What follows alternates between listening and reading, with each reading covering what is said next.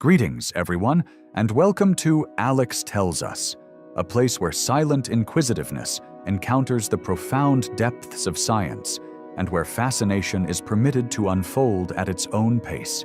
This evening, we are not planning to discuss the origins of the cosmos or its ultimate destination.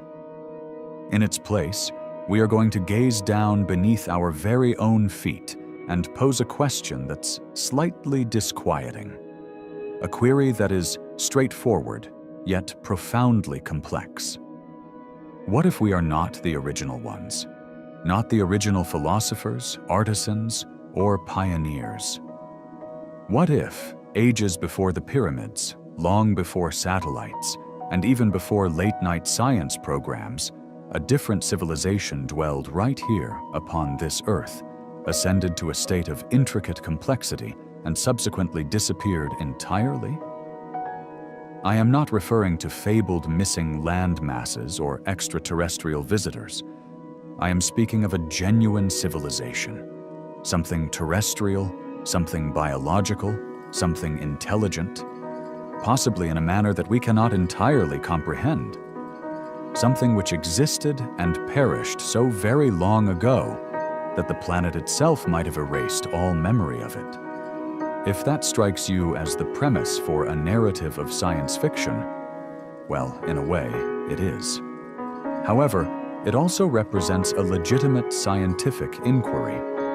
It is one that has been discreetly circulating within geology laboratories and at cosmology conventions for many years. The concept is not that we expect to discover towering buildings beneath Antarctica or cellular phones encased within layers of coal. It is significantly more nuanced than that.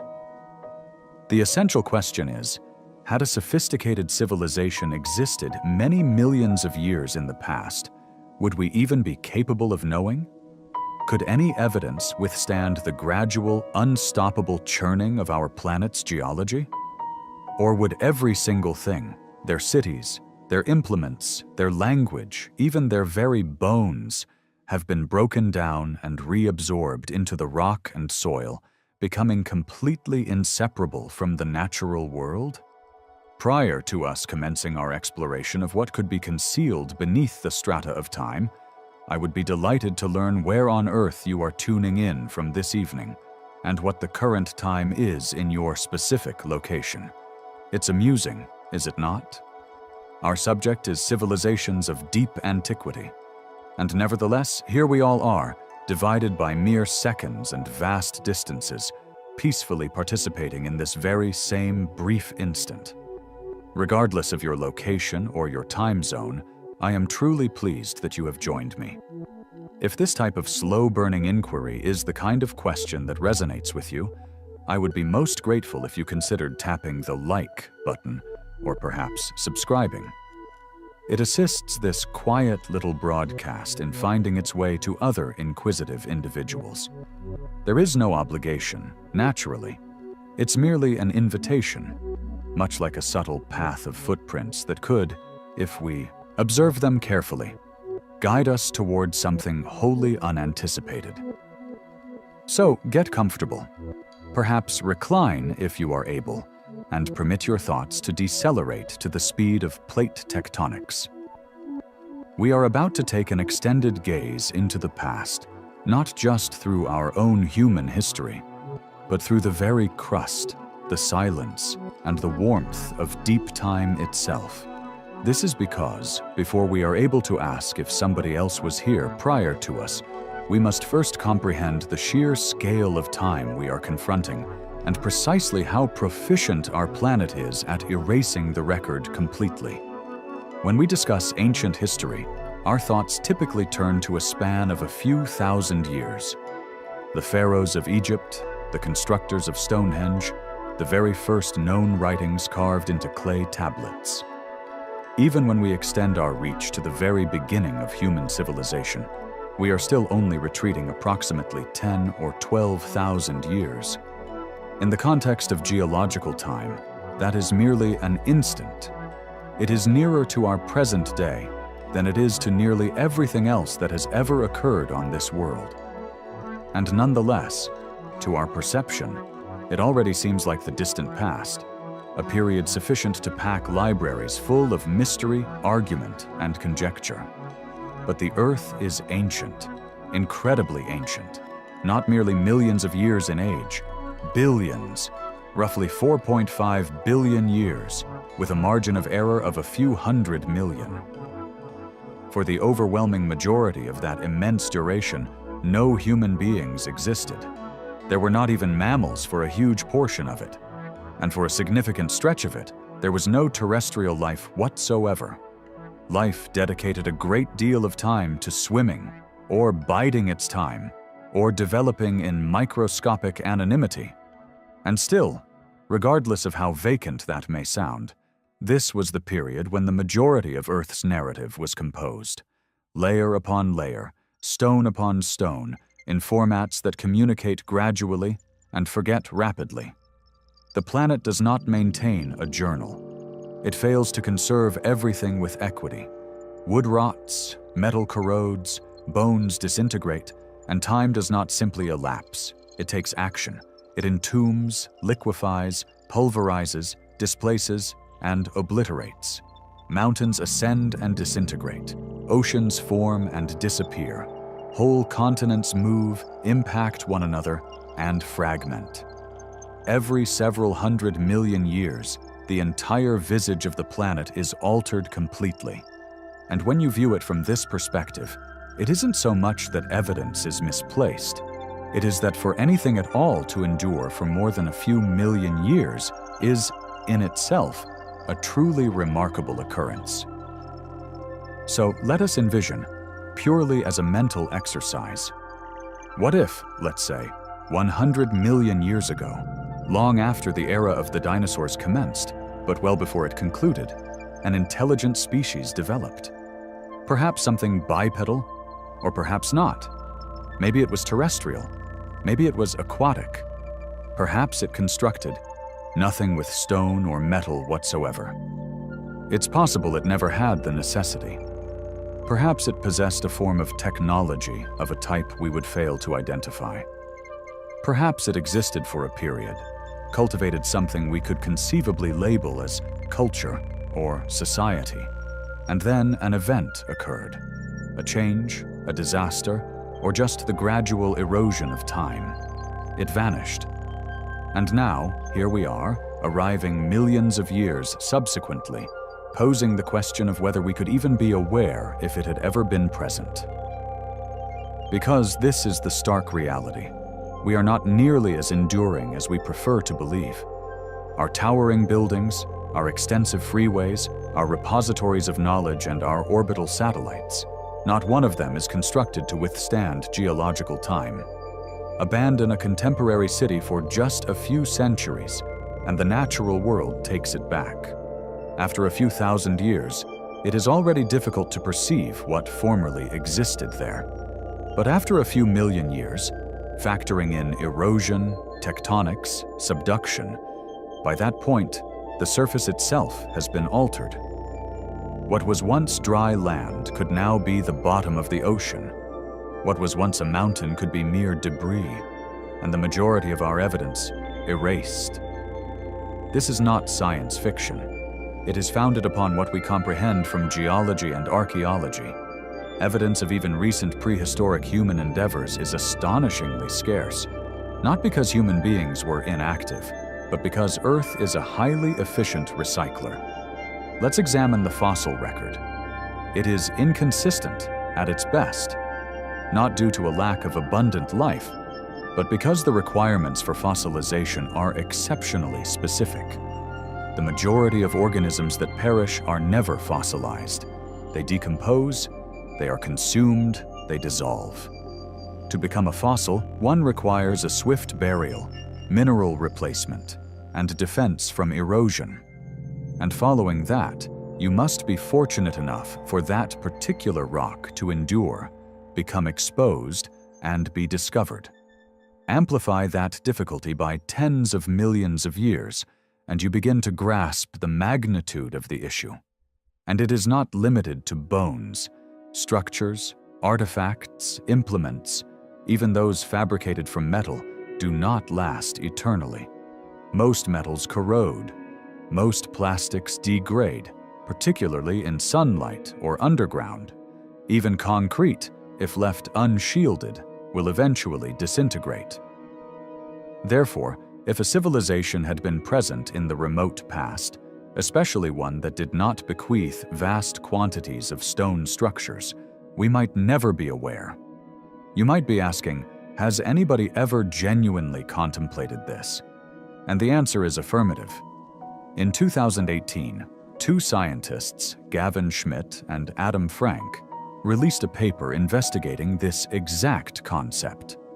They were not asserting that such a civilization truly existed, but rather they were inquiring how one would even go about detecting it if it had. They dubbed it the Silurian Hypothesis, named somewhat humorously after a fictional lineage of intelligent reptiles from a British science fiction program. Their actual query was more methodological. What types of evidence would an industrial civilization deposit in the geologic record after millions of years? And could that evidence already be present, misinterpreted as something entirely different? They concentrated on markers, chemical signatures, anomalies, things like carbon isotope ratios, atypical concentrations of rare elements, synthetic molecules that do not arise naturally. To put it differently, they were thinking like detectives who cannot locate a body, a weapon, or a witness, but are optimistic that the wallpaper might nonetheless have a story to tell. And by doing so, they introduced an unsettling possibility. Perhaps the lack of evidence is not evidence of its lack. Perhaps this is simply how things appear when a planet resets its own surface every few 100 million years. Because civilizations do not just disappear cleanly.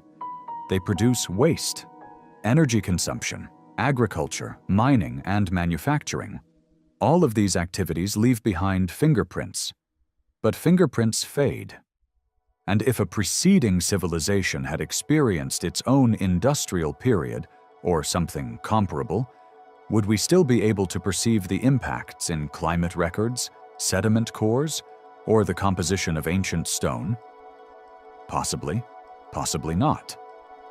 Even today, our own influence on the planet is being inscribed into the geological record. This is occasionally referred to as the Anthropocene, the suggested name for a new geological epoch defined by human activity. Plastic in the oceans, concrete in the ground, nitrogen in the atmosphere, radioactive isotopes from nuclear tests. If future scientists, whoever or whatever they might be, excavate our present, they might discover these indicators. The question remains, how long would those indicators persist? And how apparent would they be if millions of years elapsed before anyone came looking? This is not merely abstract speculation. Thinking in this manner assists scientists in probing the boundaries of their methodologies. It is about comprehending not only what we discover, but what we are probably overlooking. The geological record is riddled with omissions. Some eras are remarkably well preserved. Others are almost totally erased. Erosion can strip away layers of sediment that required millions of years to form. Tectonic activity can fold, fault, and entomb entire regions. And then, there is the ocean, which blankets more than 70% of the planet's surface and conceals innumerable secrets beneath miles of water and sediment. The majority of the Earth's surface is geologically recent. That is to say, it has been resurfaced or modified within the last few 100 million years. Even the ocean floor is recycled through a mechanism known as subduction. Old seafloor is forced beneath continental plates and melted back into the mantle. This implies that if an ancient civilization had constructed anything near the coast, or on an island, or worse, in a region now submerged, those traces might be long gone. And yet, we are here today, building, documenting, observing. We ask whether we are alone in the universe, but seldom inquire if we have ever been genuinely alone on this planet. Perhaps the past was more silent than we imagine, or perhaps we have simply lost the capacity to hear it. We will return to that shortly. As we investigate more closely what could possibly endure, what could not, and whether we have already encountered traces without knowing it, there is more to this narrative, more layers, both literal and scientific, and we will continue to navigate gently through them, one by one. All right, let's decelerate and ask a fundamental question. Before we venture out seeking lost civilizations, we should likely determine what it is we are even searching for. What, precisely, is a civilization? And what would make one count from a scientific standpoint?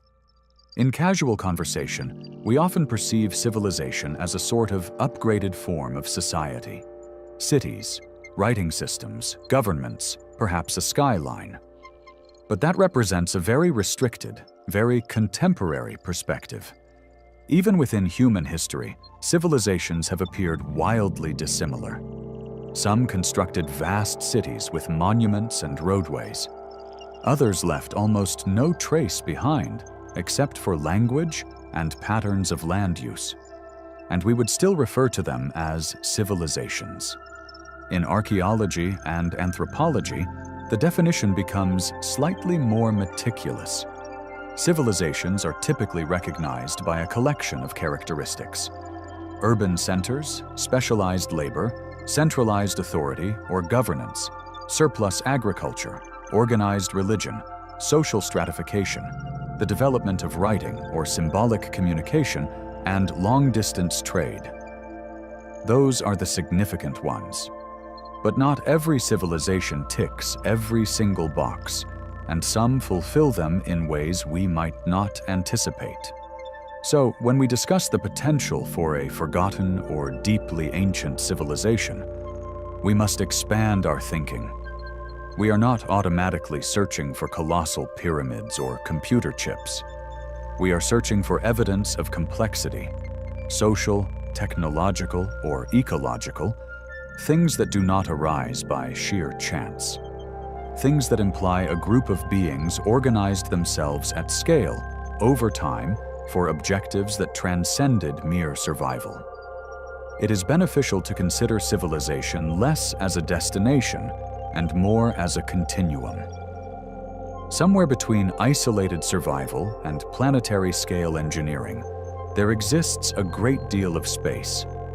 A culture of tool users that fashioned structures or systems exceeding individual lifespans.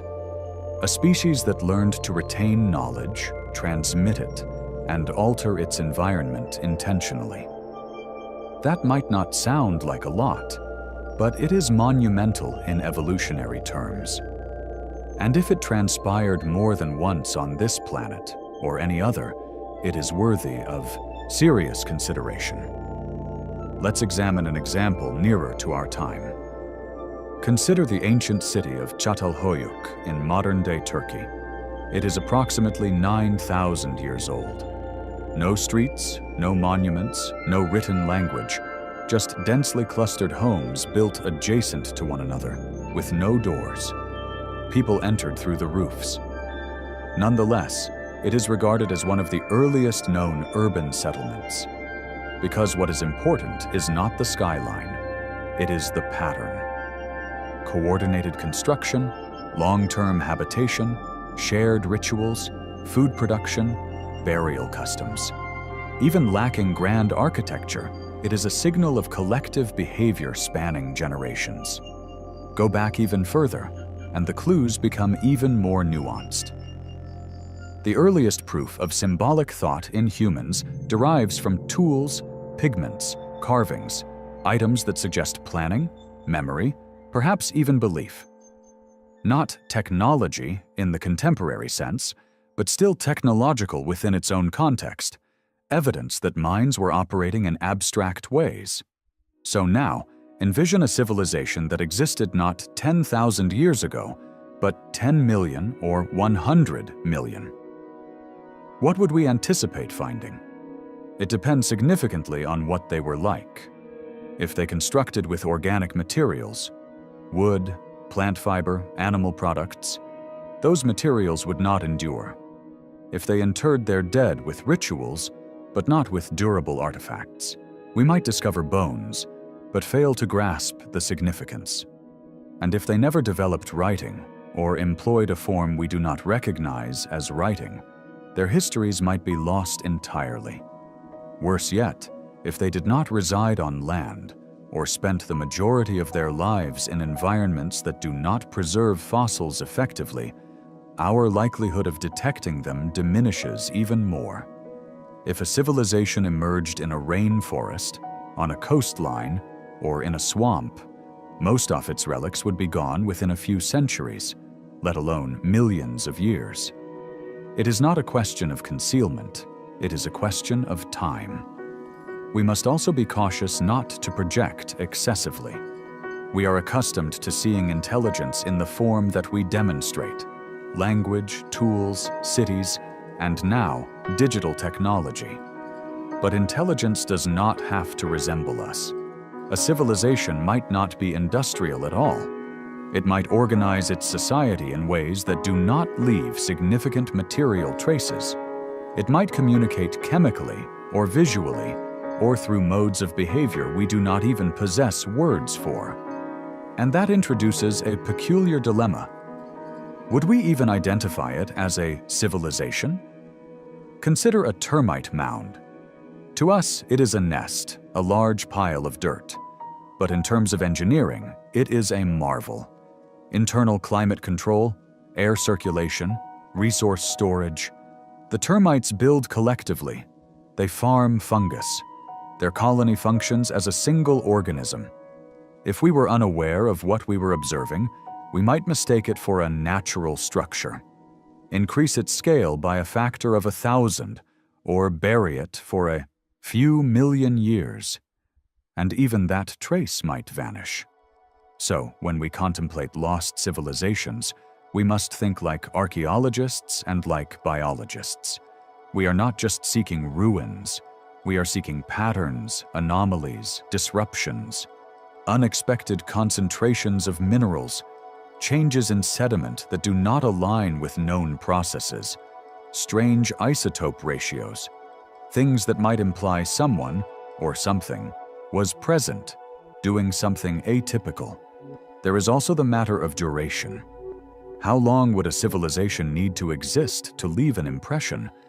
Not very long, geologically speaking. Humans have transformed the entire planet in just a few hundred years of industrial activity. In terms of sediment, that is barely a dusting, but the chemical impact is measurable. Greenhouse gases, synthetic compounds, nuclear isotopes. Even if we disappeared tomorrow, some of those changes would remain detectable for tens of thousands, perhaps millions of years. So perhaps the better question is not whether a previous civilization existed, but whether we are even posing the correct questions to find it. We search for signs that are logical to us: fossils, ruins, tools. But what if the signs are stranger, smaller, or in locations we have not considered looking? We will continue. Because to answer this question fully, we need to examine how the Earth behaves over extended spans of time, not just centuries or millennia, but entire epochs. And that requires looking at the forces that erase, what endures, what fades, and why. If you wish to hide something forever, you do not need to bury it deep or incinerate it.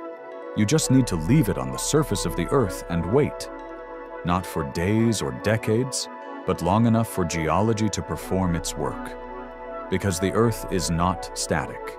It breathes, it shifts, it consumes, and almost everything constructed upon it eventually disappears. We do not observe this much in daily life. We tend to view landscapes as permanent. Mountains appear eternal. Rivers always seem to be in the same location. Cities feel as though they have always been where they are. But geologists perceive something different.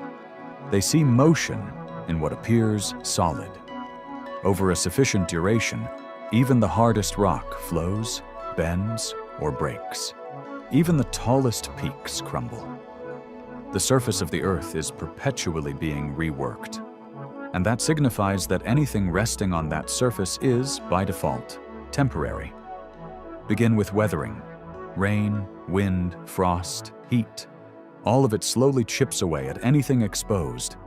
Cliffs erode grain by grain. Roots push through concrete. Metals oxidize. Organic matter rots.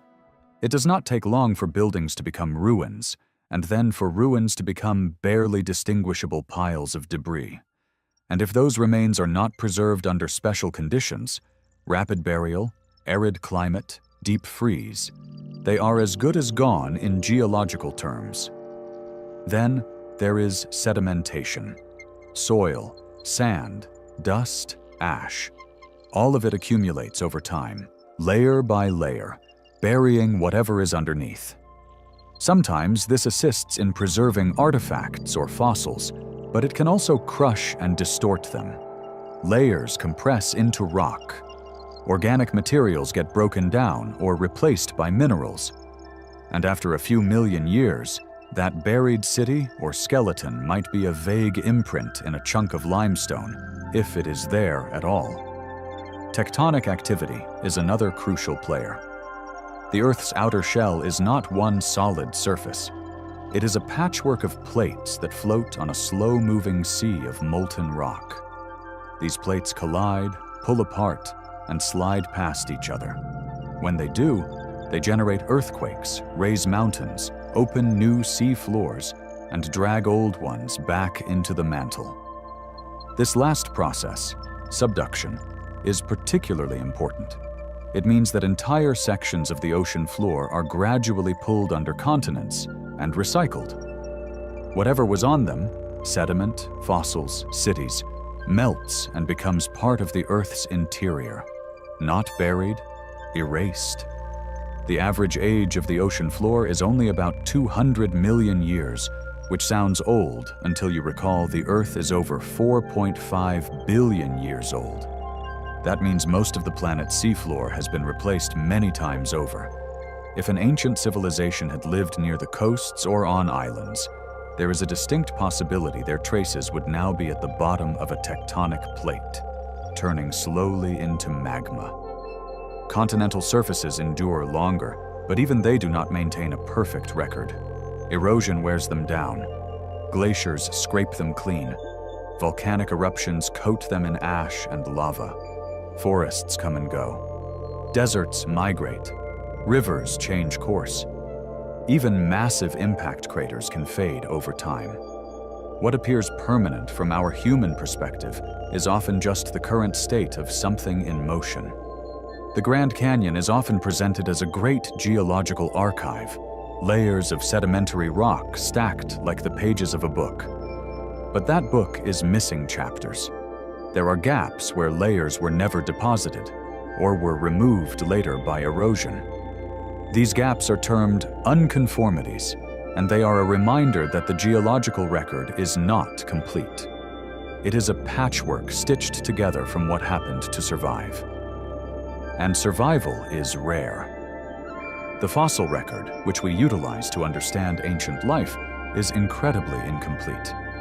Most organisms do not fossilize.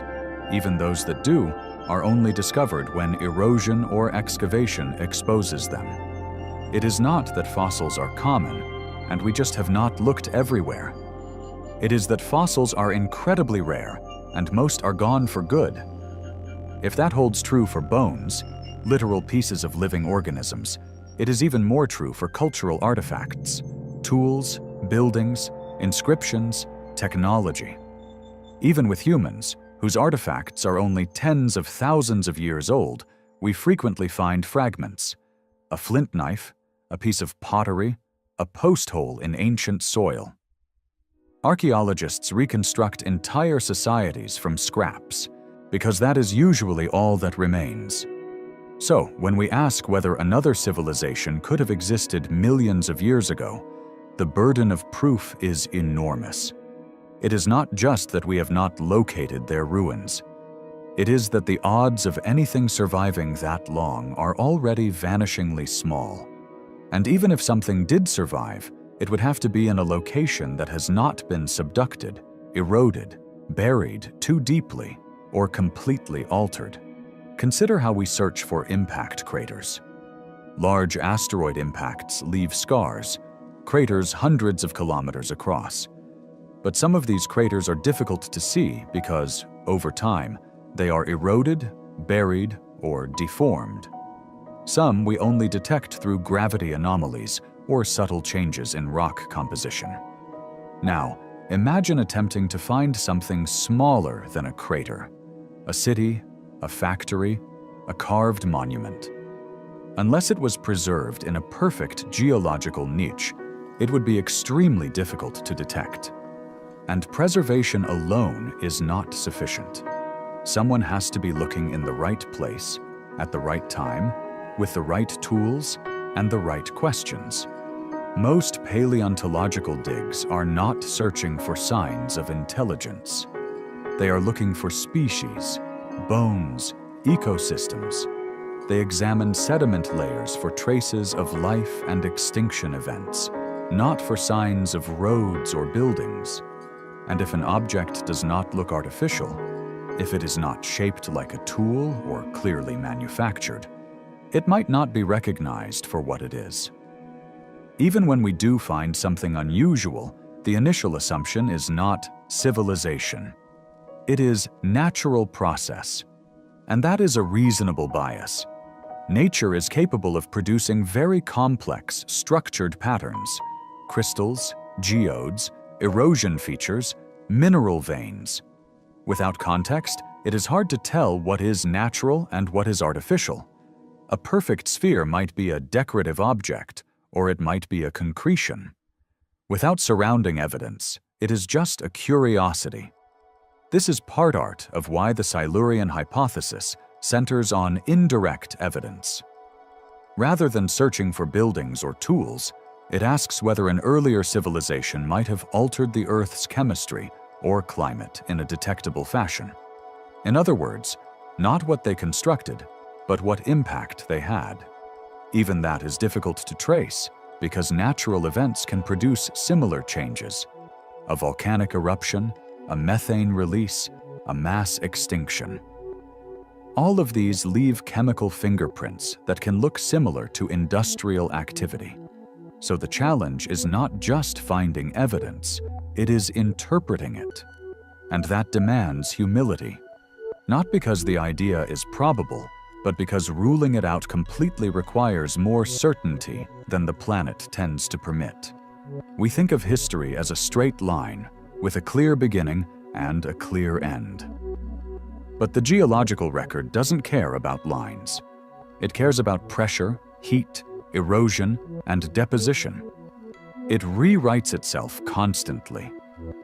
And that means most of what happened on Earth, most of what was ever built, spoken, thought, or dreamed, is gone. Not hidden, just undone. We are not finished, though. If the Earth is skilled at erasing, then we need to comprehend what resists that eraser. What can last not just for centuries, but for millions of years. So next, we will examine the kinds of evidence that might endure and how we could recognize them. Not fossils, not buildings, but something subtler, something more chemical than architectural, more stubborn than stone. When people hear the word fossil, they often picture a perfectly preserved dinosaur skeleton laid out in a museum, bones arranged just so, as if the creature lay down and simply became stone. But real fossils rarely look like that. They are fragmented, partial, compressed. They require luck, very specific environmental conditions, and time. Even under the best circumstances, fossilization is an exception, not the rule. And the story it tells is often incomplete, selective, and quiet on many important details.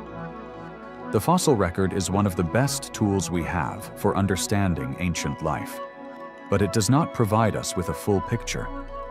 It is like attempting to reconstruct an entire movie from just a few still frames, some torn film, and a few scattered subtitles. For every species we have identified in the fossil record, there are likely dozens or hundreds that have left no trace at all. Some never fossilized, some did, but the remains were destroyed. Others still lie buried in places we have not explored. So, when we talk about ancient civilizations, especially hypothetical ones, it is important to keep in mind that we are already working with a record full of blind spots. Fossilization hinges on a combination of factors: how and where an organism dies, what kind of sediment it is buried in, how rapidly that sediment accumulates, whether scavengers get to the body, whether the site is geologically stable, and whether erosion or tectonic activity later exposes the fossil without destroying it. That is a lot of conditions. The odds are stacked against preservation from the outset. And for most of Earth's history, the places where life thrived, coasts, floodplains, forests, were not ideal for fossilization. They were too active, too wet, too exposed. Now imagine trying to preserve not just bones, but artifacts, tools, structures, infrastructure, things that do not even begin with the durability of bone or shell. The odds drop even further. Even stone tools, which are relatively resilient, can be difficult to date and identify if they are out of context. A chipped rock might be a tool, or it might be just a chipped rock. Without patterns of use or associated artifacts, it is difficult to say. And most technological material does not survive in the way bone does. Metal corrodes, fabric decomposes, plastic breaks down unless it is buried in an oxygen-free environment. This means that even for our own ancestors, the record is incomplete. Take Homo erectus, a species that existed for nearly 2 million years. We have tools, bones, and some evidence of fire use, but much of what they did is unknown. They traveled widely, adapted to different climates, and likely had forms of communication. But we do not know what they believed, how they organized themselves, or what they dreamed. Not because they did not leave signs, but because those signs did not survive. When we dig into the fossil record, we are digging into the survivors, the lucky ones, the ones whose remains happened to fall in the right spot, under the right sediment, away from too much pressure or heat. That is why periods of mass extinction leave such distinct layers. There is often a sudden die-off, a lot of material getting buried quickly, and less time for decay to erase the evidence. The layers where we find the most fossils are often moments of crisis, not moments of civilization. So if we were looking for evidence of a past intelligent species, we might only find them if they lived near one of these rare, fossil-friendly zones, and then were caught in a preservation-friendly disaster. It is a narrow window, and that is assuming they left bodies at all. Intelligent life, especially if it developed advanced technology, might have disposed of its dead in ways that do not promote fossilization. Cremation, sky burials, sea burials, decomposition in designated places. And beyond that, there is a more subtle issue. What if a civilization advanced to the point where it stopped leaving biological remains entirely? What if it transferred its thinking into artificial systems, or evolved into something less physical, more distributed, less organic? We do not know if that is possible. But if it were, the fossil record would not just be silent, it would be irrelevant. Even now, most of the matter involved in our day-to-day lives is synthetic, non-organic, or so processed that it would not register as natural to someone studying our remains. Millions of years from now, a future geologist might find layers of strange polymers, rare earth elements, and metal alloys, and not recognize them as remnants of a civilization. especially if the context is missing. Imagine finding a thin layer of titanium dust in a 100-million-year-old sediment core. It might raise questions, or it might be dismissed as an anomaly. Interpretation is as important as observation. And that brings up something often overlooked in discussions of the fossil record: bias. Not just in what gets preserved, but in how we analyze it. We see what we expect to see. And the idea that a civilization might have come and gone millions of years ago does not fit comfortably into most scientific frameworks. So, unless the evidence is overwhelming, it is likely to be classified as natural variation or an unexplained anomaly. Not because of negligence, but because that is how science works. It prefers the simplest explanation that fits the evidence, and civilizations, especially ancient, vanished ones, are not simple explanations. This is why the fossil record doesn't tell us everything. It tells us what the planet allowed to be preserved. It tells us what we happen to find. It tells us what we are able and willing to interpret. But it doesn't tell us the full story of life on Earth. And it certainly doesn't tell us everything about intelligence. Still, we have other tools, not just bones and artifacts, but signals, signs in the soil, in the atmosphere, in the chemistry of rocks, traces left not by bodies, but by processes. And that is where we will go next, into the kinds of evidence that do not rely on fossilization, that are not about bones at all, but about what happens when something starts to change the planet it lives on. When intelligence leaves a fingerprint, not through tools or cities, but through chemistry. In 2018, a pair of scientists named Gavin Schmidt and Adam Frank posed a question that managed to be both wildly speculative and scientifically grounded. They asked, if an industrial civilization had existed millions of years before humans, would we be able to detect it in the geological record? They were not arguing that such a civilization did exist. Instead, they were exploring how science would even begin to look for one. And in doing so, they gave this question a name: the Silurian Hypothesis. The name is a nod to a British science fiction show where intelligent reptiles, the Silurians, had once ruled the Earth before humans. But the hypothesis itself is not about science fiction. It is about testing the limits of geology and paleoclimatology. It is about asking whether our own impact on the planet is unique, or if it could resemble something much older, hidden deep within the Earth's layers. The premise is simple. If an industrial civilization, like ours, had developed, say, 50 or 100 million years ago, and then vanished, what traces would it leave? And would those traces survive the erosion, burial, and tectonic upheaval that follows over that kind of time span? The scientists began with what we already know, that our own civilization is leaving geological fingerprints. We are changing the composition of the atmosphere. We are altering the chemistry of the oceans. We are depositing synthetic materials like plastics, pesticides, and industrial byproducts into soils and sediments.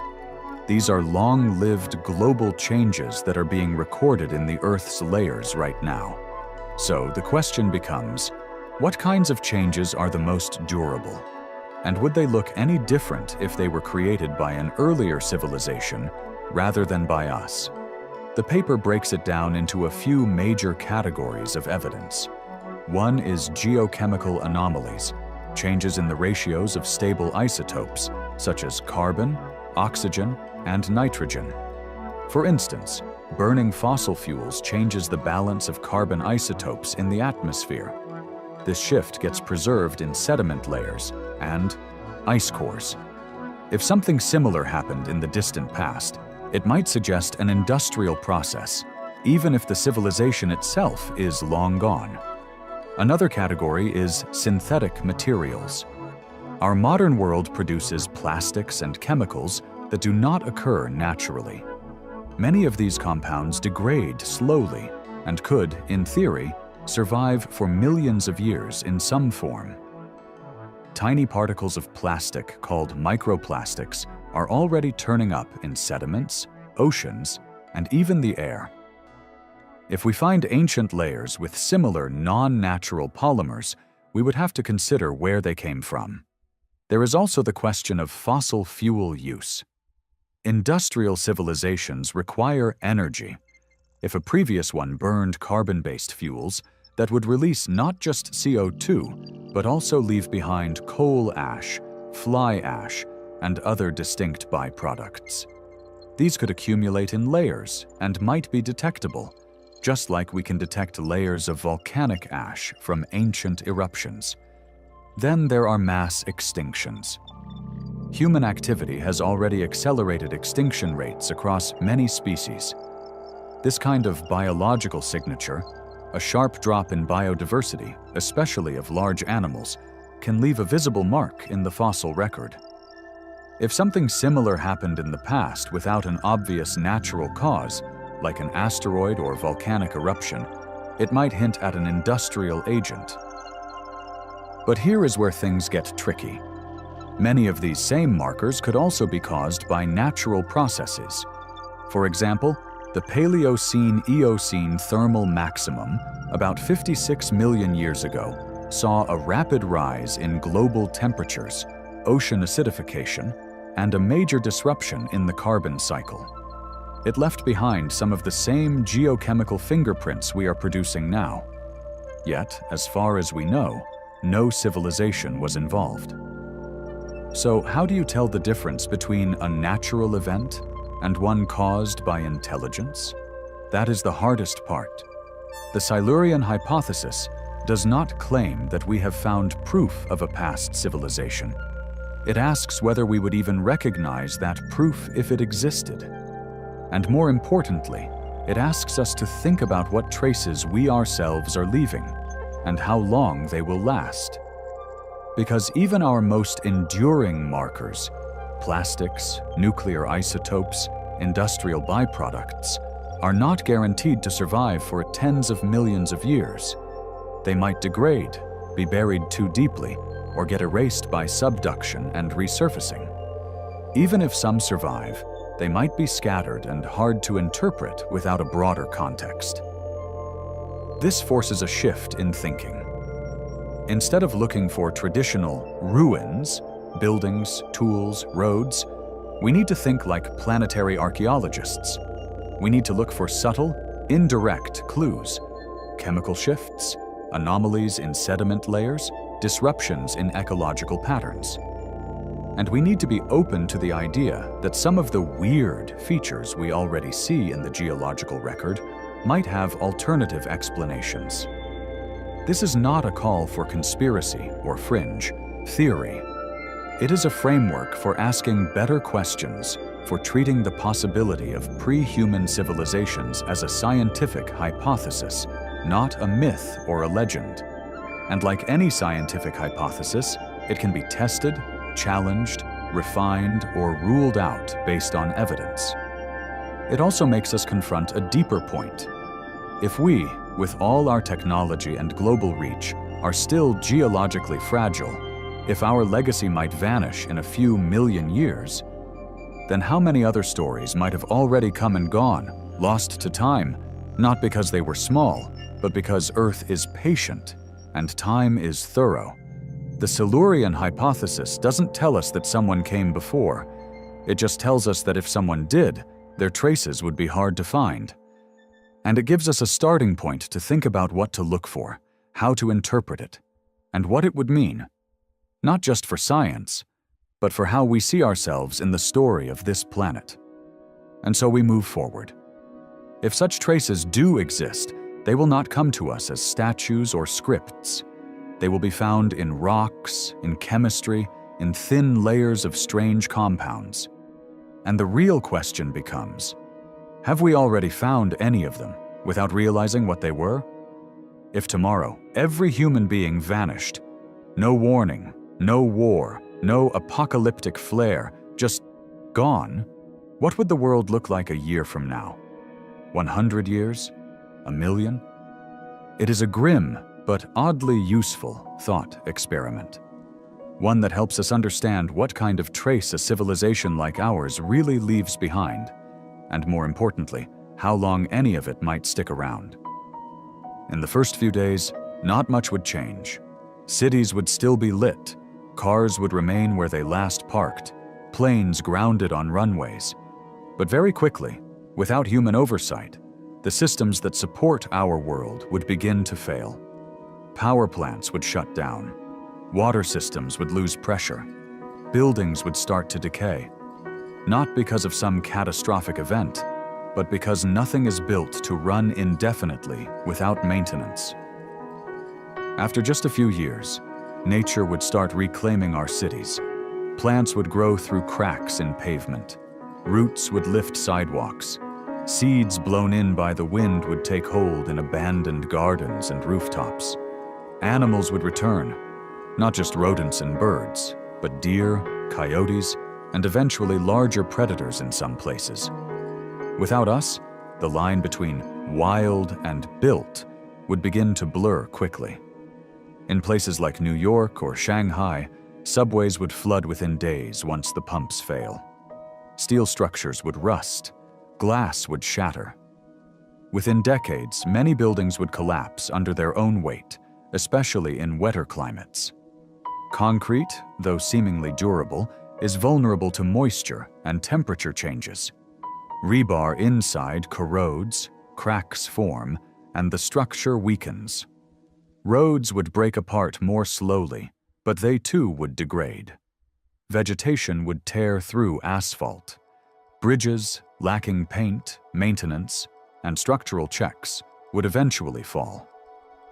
Satellites in orbit would start to fail as batteries wear down and solar panels degrade.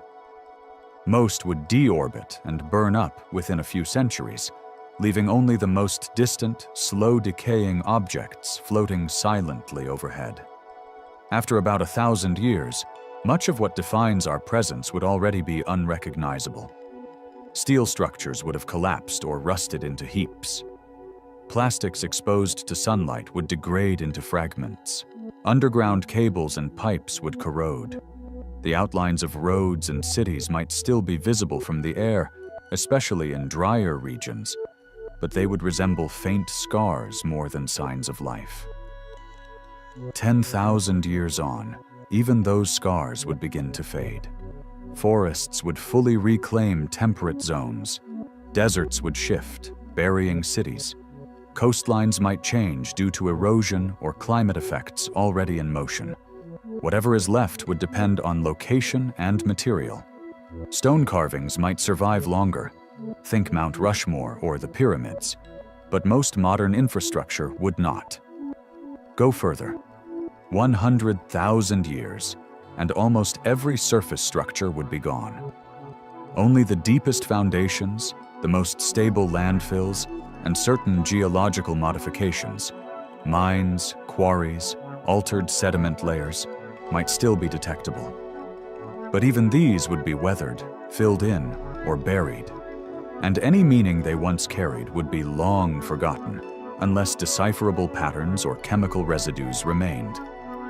So then ask, after 1,000,000 years, what would survive? The answer is not much. Maybe a few artifacts in stable, dry environments, sealed caves, deep underground storage, or polar ice. Maybe some synthetic molecules that resist degradation. Maybe layers in lake beds or ocean sediment that show spikes in carbon, nitrogen, plastic residues, or rare earth metals. These would be the real fossils of civilization. Not buildings, but chemical echoes. If we disappear tomorrow, the planet would begin erasing us almost immediately. Not maliciously, just mechanically. Erosion, biological decay, plate tectonics, all the usual processes of geology would continue, just without interruption. And in time, the idea that we had ever been here would become harder and harder to prove. This is not just philosophical. it is central to the question of lost civilizations. Because if ours could be wiped away so thoroughly, with all our global reach and technological intensity, then how could we expect the traces of any earlier civilization to have fared better? It also gives us a benchmark. If something about us can last, if anything at all leaves a durable global signature, then perhaps that is what we should be looking for when we ask whether we were the first. Not monuments, not artifacts, but residue, transformation, chemistry. And there is another layer. Some of our most persistent markers are not things we built, but things we changed. The carbon we have, released into the air, the nitrogen we have added to the soil, the isotopes from nuclear testing, the extinction of species, and the redistribution of biomass. These are not structures, they are planetary modifications, and they are harder to undo. So now, imagine you are a scientist millions of years in the future, digging through a core sample of ancient sediment. You see a thin, strange layer, higher levels of carbon, a drop in biodiversity, traces of synthetic compounds, maybe even isotopes that should not be there. You might ask, what happened here? Was it natural, or was there something else? That is where this thought experiment takes us. By imagining our own disappearance, we get a clearer sense of what kinds of evidence actually endure, what would rise to the level of a geological signal, and what, unfortunately, would simply disappear. Next, we will follow that signal, what it looks like, where it goes, and how it might be mistaken for something else. Because even if we leave a mark, the challenge is recognizing it for what it is. Geologists do not speak in years the way the rest of us do. They speak in layers, in thicknesses of sediment, in isotopes and core samples. Deep time does not count seconds or seasons. It works in intervals, events, patterns that stretch beyond the scale of memory, history, or even biology. And if we want to ask whether another civilization might have existed in the ancient past, we have to learn to think in that language. Because deep time does not describe what happened last week. It tells you what is written in the rock. Most of what we know about Earth's past comes not from fossils, but from the chemistry and structure of sediments. That includes ocean cores, lake beds, glacial ice, and the bands of rock exposed in cliffs and quarries. These layers form gradually, depending on the environment. Dust settling in lakes, shells accumulating on the ocean floor, ash falling from volcanic eruptions. The result is a kind of archive, with each layer offering clues about what the planet was like at the time it was deposited. This is the language of deep time, and while it does not speak in full sentences, it has a vocabulary. Carbon levels, oxygen isotopes, sulfur ratios, pollen grains, trace metals, magnetic orientation. It tells us about climate, about atmospheric composition, about what kinds of plants were growing, and which species were abundant. It can even tell us about catastrophic events, asteroid impacts, supervolcanoes, mass extinctions. And in rare cases, it hints at something weirder. Some of the most detailed records come from places that change slowly and preserve well. Ocean floors, undisturbed lake beds, and the deep layers of polar ice. Scientists drill long cylindrical samples called cores and examine the layers, centimeter by centimeter.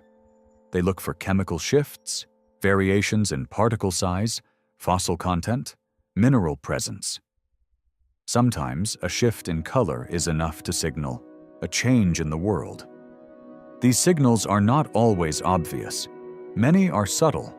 A slight increase in a particular isotope, an unusually high concentration of a rare element, a ratio of carbon-13 to carbon-12 that does not match the expected baseline. Taken alone, any of these might be natural. Taken together, especially in a narrow slice of sediment, they suggest something happened. something sudden or unusual enough to alter the long, steady rhythm of the planet. The Anthropocene, for example, the proposed geological epoch marking human influence, is already leaving a fingerprint. Future geologists, if they look, will likely see a spike in carbon dioxide levels, a drop in biodiversity, traces of synthetic chemicals, and fallout from nuclear testing. This thin line in the Earth's crust will stand out against the background rhythm of prior ages.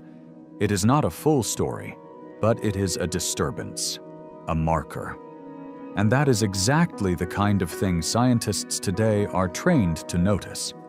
So if an earlier civilization had changed its environment in similar ways, even without leaving fossils or ruins, we might expect to find comparable signals.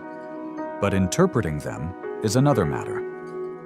Because for every spike in carbon or trace of a rare metal, there are natural explanations too. Volcanoes can release carbon. Asteroid impacts can scatter iridium. Microbial blooms can leave odd chemical residues. The planet has its own vocabulary of disaster, and it is easy to misread the source of an anomaly if you assume all causes must be natural. This is why context matters. It is not enough to find a chemical signature. It needs to line up with other evidence. A temperature rise that coincides with mass extinction. A strange compound appearing globally, not just locally. A sudden jump in heavy metals alongside fossil fuel indicators. Only by assembling these pieces can we begin to suspect something more than chance or catastrophe. And even then, we are guessing. The deeper into time we look, the fewer tools we have for certainty. Many of the most dramatic geological events occurred hundreds of millions of years ago. Whatever clues they left behind have been stretched, folded, buried, and exposed more than once. Rock is durable, but it is also changeable. Signals get scrambled. Layers disappear. Nothing stays clean. Still, some signals are stubborn. There are isotopes that decay so slowly they act as time markers for millions of years. There are shifts in magnetic orientation that match known cycles in the Earth's magnetic field, giving us a kind of planetary calendar. There are minerals that form only under specific conditions, certain temperatures, pressures, or chemical environments. These are the phrases, the punctuation marks. In deep time's language, if a civilization affected the world strongly enough and in just the right way, those effects might show up here. But the tricky part is recognizing them. Even now, scientists occasionally find unexplained anomalies, spikes or shifts that do not match known events. Most are eventually attributed to natural causes. Some remain unexplained, sitting quietly in the literature, neither dismissed nor pursued. Not because they are unimportant, but because without more context, there is not much else to do. Science needs patterns, not just points. And that might be where the traces of an ancient civilization would sit, hidden in plain sight, misfiled as a natural event. If the signature was brief or faint or localized, it might not raise alarms. Or it might be attributed to something like a volcanic burst, or a methane release, or a sudden climate fluctuation caused by orbital changes. All of these are known phenomena. All have occurred many times. To say something intelligent did this is a bold claim, one that requires not just unusual data, but a framework to explain why intelligence is the most likely source. Without that, even a correct hypothesis would likely be ignored. That is not a flaw in science. It is part of how science protects itself from wishful thinking. But it does mean that some possibilities, however intriguing, remain unexplored. So the language of deep time is real. It is there in the rock, in the chemistry, in the slow rhythm of sediment and isotope. It tells us what changed, roughly when, and often how, but not always why. That part requires interpretation, inference, sometimes imagination. And it is in that interpretive space that the question of lost civilizations continues to sit. Unproven. Unprovable, perhaps, but not impossible. Next, we will explore what signs might still exist. Those stubborn pieces of the puzzle that refuse to fade. Not the grand structures or stories, but the leftovers, the scraps, the accidental fossils of intelligence, if any exist at all. Because if something came before us, the odds are it did not intend to leave a monument. It simply lived. And in doing so, may have changed the planet in ways it could not have known would one day become questions. Some things vanish quickly. Paper, cloth, wood. Others hang around a little longer. Glass, metal, concrete. And then there are things that outlast civilizations, not because they were meant to, but because they just happen to resist the forces that usually take everything else apart. When we talk about the potential traces of an ancient, unknown civilization, we have to think in those terms. Not what was built, but what lasts. And it turns out the list is short. One of the most persistent markers a civilization can leave is not architecture or technology. It is chemistry. When we mine metals, synthesize compounds, burn fuels, or alter the composition of the atmosphere, we are changing the planet in ways that can be written into sediments and soils. Those changes are often microscopic, but they are widespread. And when they occur fast or globally, they leave sharp signatures. Future scientists might not know what happened exactly, but they will know something did. Let's start with synthetic materials. Modern humans produce a staggering variety of substances that do not occur naturally. Plastics, pesticides, industrial chemicals, rare metal alloys. Some of these break down quickly when exposed to sunlight or oxygen. Others are remarkably persistent, especially when buried. Microplastics, for instance, are already turning up in the most remote sediments.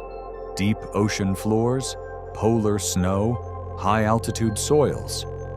Some studies suggest they could remain intact for tens of thousands, maybe hundreds of thousands, of years under the right conditions. But even plastic has its limits. Left near the surface, it degrades.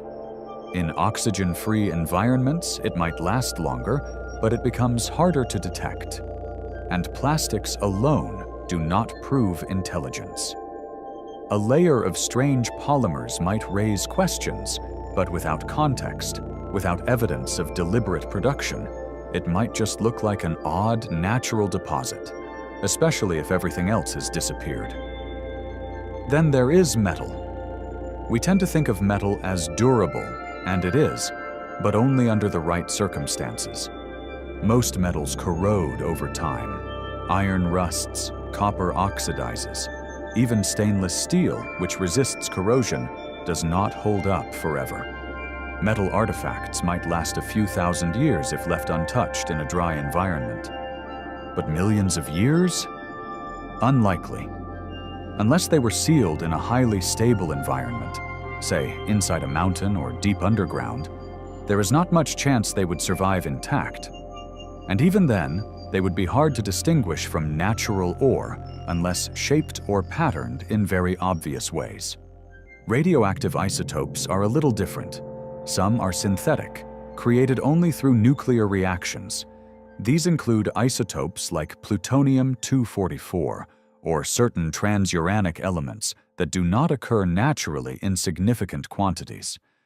If found in the geological record outside of known nuclear events, they might suggest technological activity.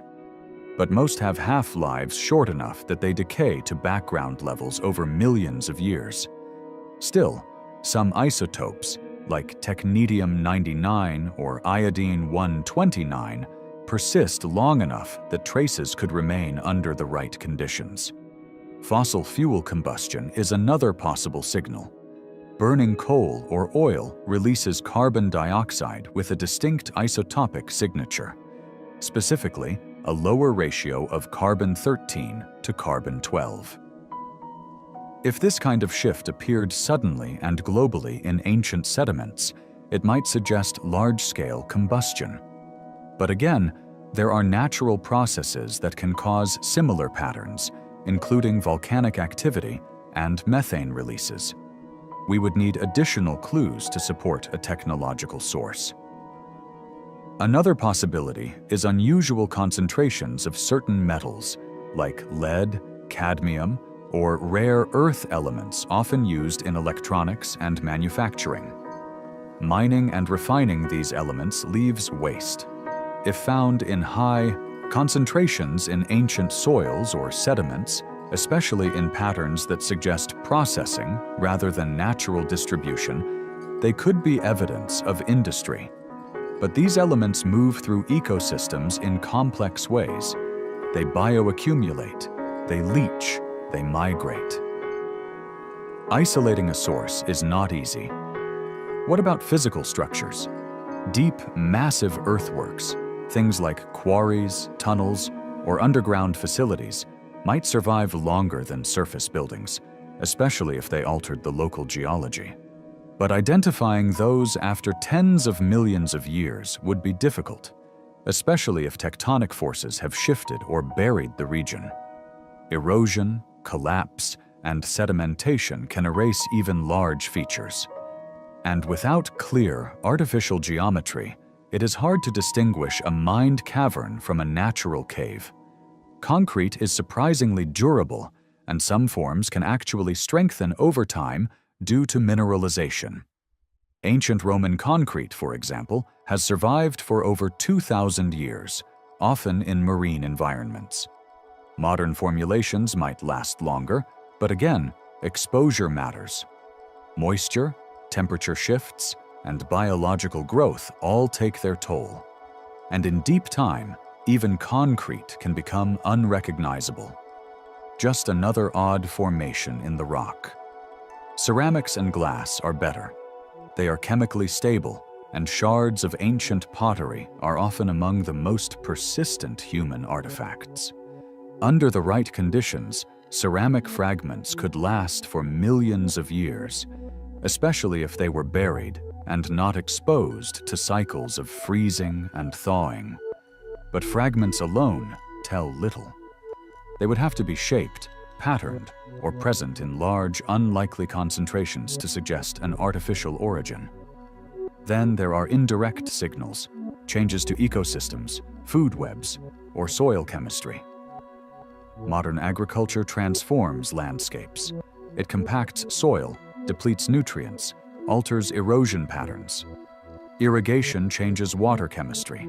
Fertilizers leave chemical residues. Deforestation and monoculture reduce biodiversity.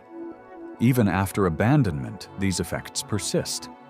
And while nature reclaims the land, the scars might remain in soil profiles for thousands, maybe tens of thousands of years. Not enough for deep time, but more than most human-made objects. All of this means that if a past civilization existed, the most durable signs would likely be subtle. Not monuments, but patterns. Not artifacts, but anomalies. Something in the sediment that does not belong. A disruption in the slow rhythm of natural cycles. And those signs would have to be found, identified, and interpreted correctly. No small task when working with rocks that are already older than most species. Meanwhile, the signs that don't last are all around us now. Books, photos, art, music, the content of our lives. They are the first to go. Paper burns, hard drives degrade, digital signals vanish when the power goes out. Cultural knowledge, the stories, symbols, meanings, disappears, even faster than buildings.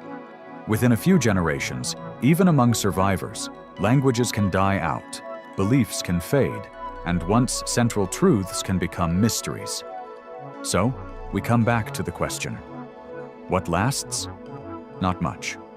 But maybe just enough. Enough to leave a trace, if not a story. Enough to make someone, someday, stop and wonder. Not about who we were, exactly, but whether someone once was. And whether the Earth, despite everything it has erased, kept a few stubborn signals hidden in its slow, silent archive. Next, we will look at how some of these signs might behave in one of the most dynamic environments on Earth: the ocean. Because if civilization ever touched the seafloor, the ocean did not just cover it. It may have taken it apart, molecule by molecule. The ocean does not preserve secrets. It breaks them down. It scatters them, buries them, scrapes them away. To a civilization living near or interacting heavily with the sea, this might not have seemed like a threat. After all, water sustains life. It connects continents. It provides food, transportation, inspiration. But when it comes to preservation, especially over millions of years, the ocean is a relentless editor, erasing nearly everything it touches. And for a civilization that left its mark below sea level, the odds of us finding that mark today are almost non-existent. Still, it is worth asking. If a technological civilization had once existed and interacted with the ocean in any meaningful way, what kind of trace would it leave? And would that trace pass the test of deep time? Start with the basics. Today, most major cities are built near coastlines. It is practical: access to trade, resources, and milder climates. But it also makes them vulnerable. Coastlines shift, storms erode, sea levels rise and fall, and in geological terms, the oceans move dramatically. Over the last 20,000 years alone, sea levels have risen over 100 meters, flooding entire continental shelves. During past ice ages, vast areas of what is now underwater were dry land. Rivers ran through them. People lived on them. Now those regions are submerged beneath layers of sediment and salt water, difficult to access and almost impossible to study comprehensively. This makes the search for any ancient civilization that lived along ancient coastlines inherently difficult. Not because it is implausible that such a civilization might have lived there, but because those are precisely the regions that have been erased, buried, or made inaccessible.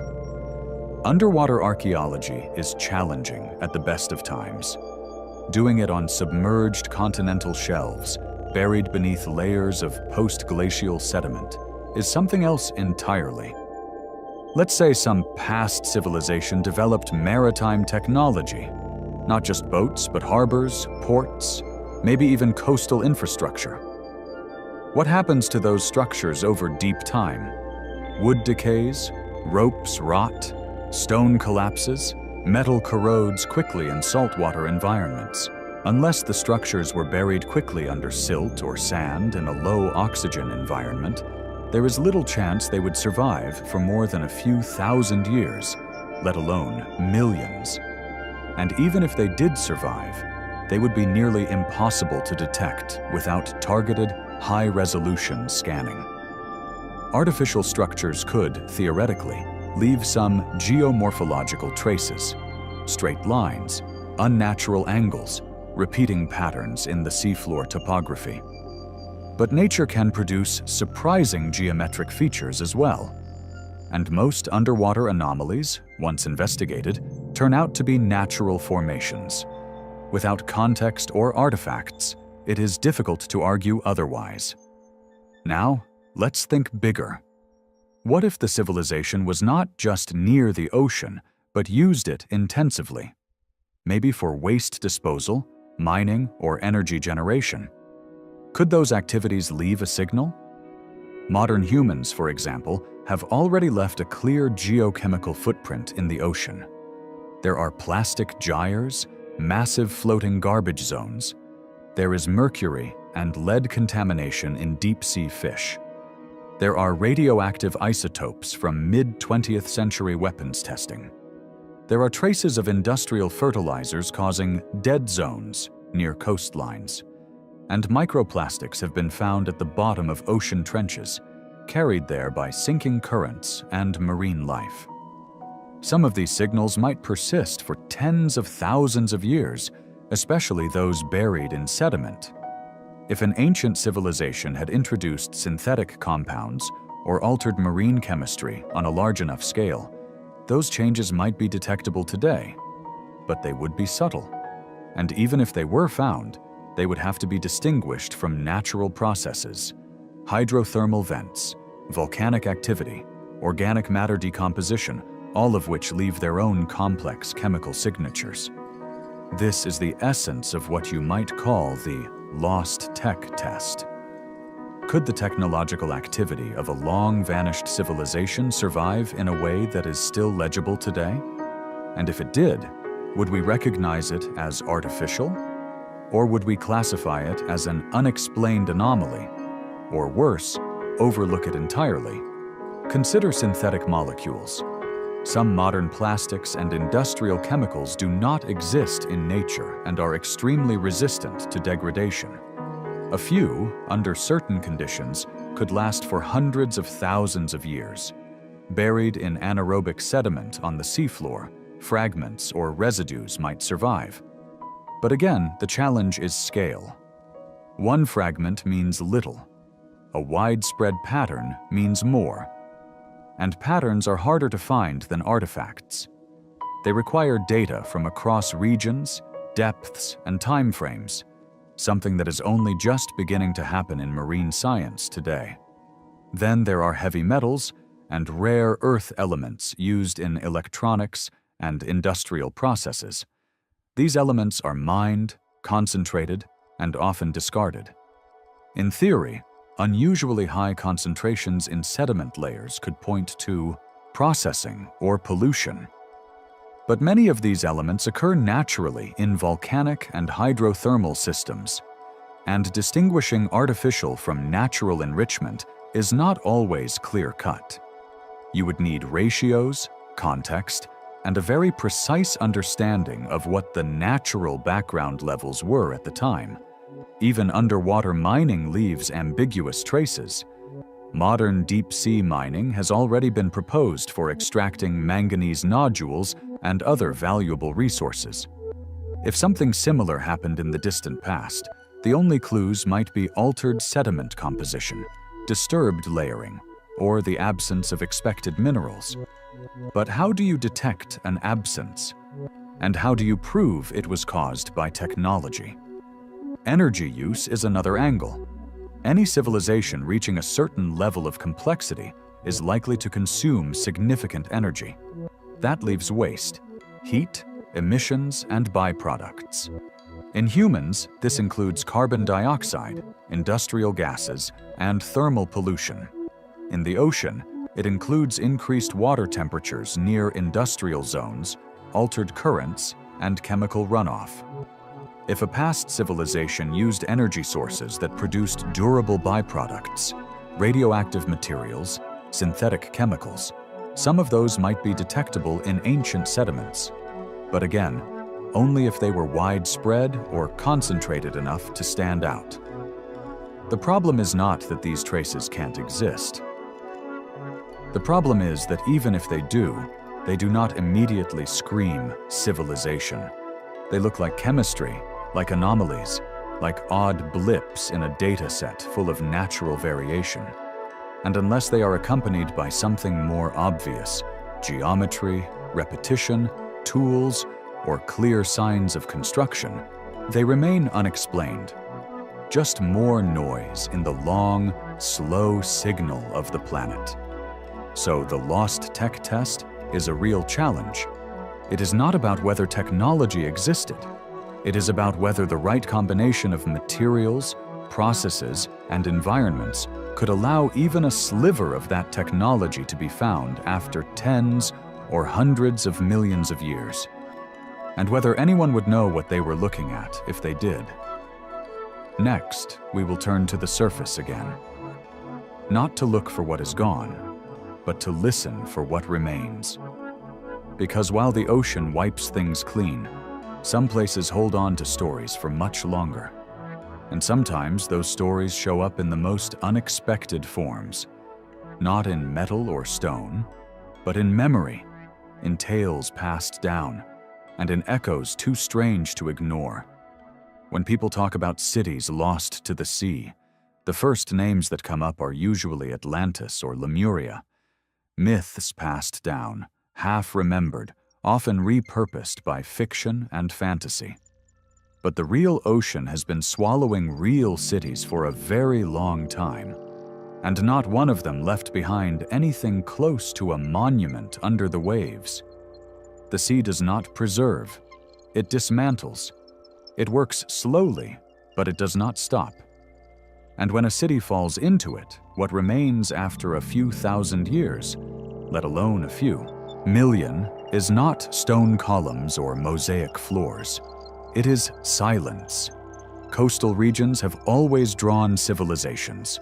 Fertile land, easy access to trade, predictable weather patterns. These are the conditions under which complexity tends to form. And yet, by building on the coast, you are also building on a fault line between stability and motion. Coastlines are not fixed. They migrate with tides, storms, earthquakes, and the long, slow breathing of glacial cycles. Sea levels rise and fall. Land lifts and sinks.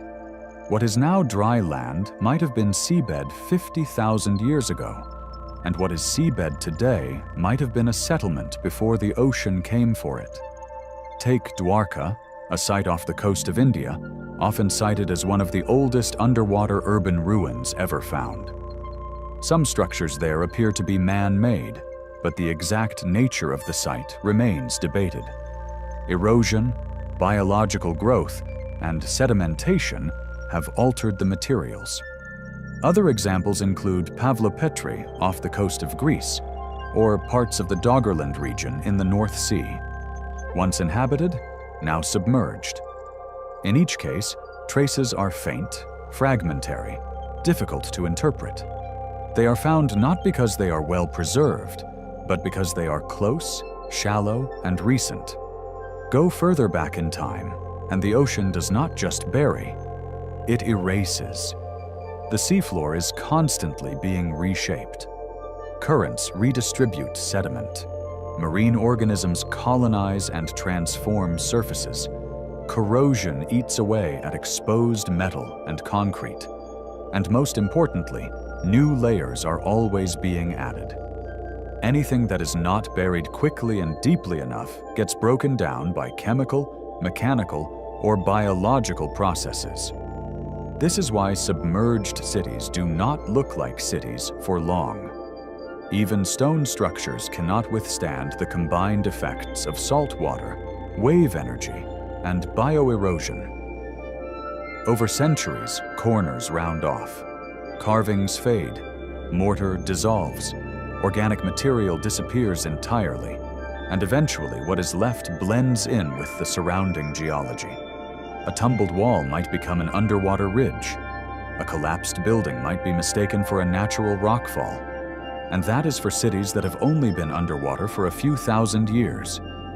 Imagine one that has been gone for 10 million.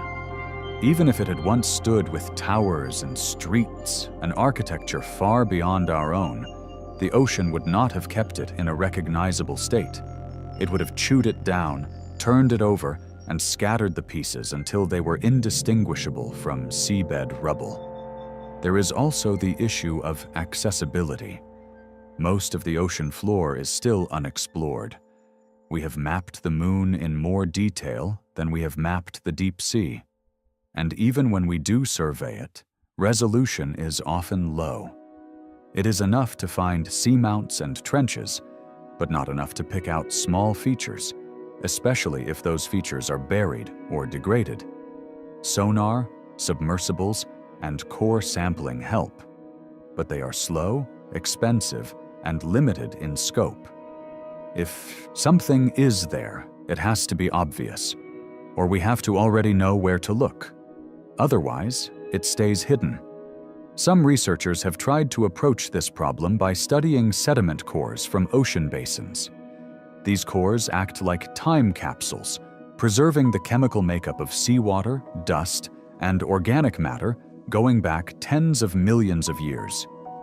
They can tell us about temperature, salinity, productivity, and major disturbances, volcanic eruptions, asteroid impacts, and even abrupt climate events.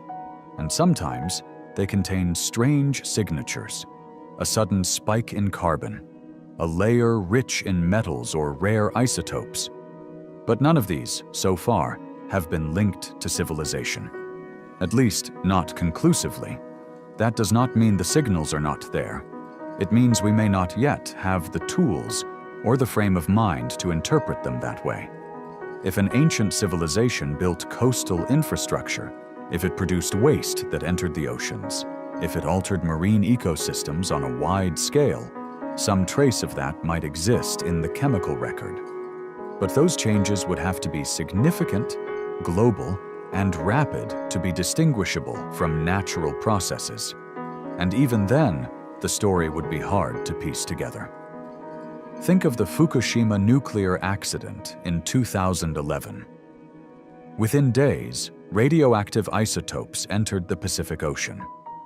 Within months, they were measurable off the coast of North America.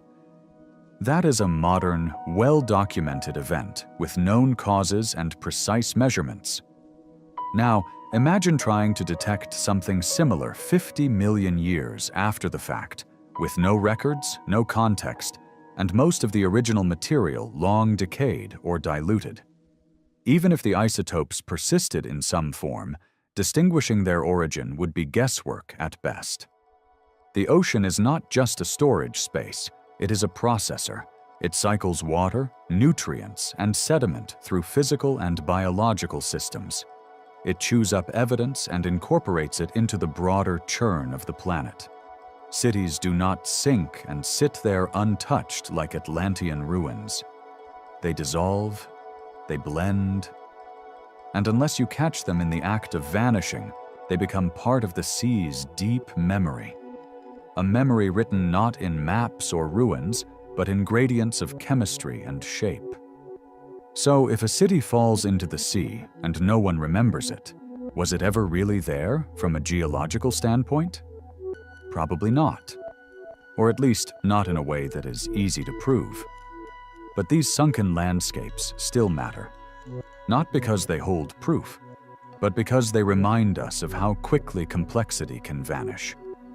About how delicate these presences are, even when etched in stone. They are not remnants of forgotten civilizations from 100 million years past.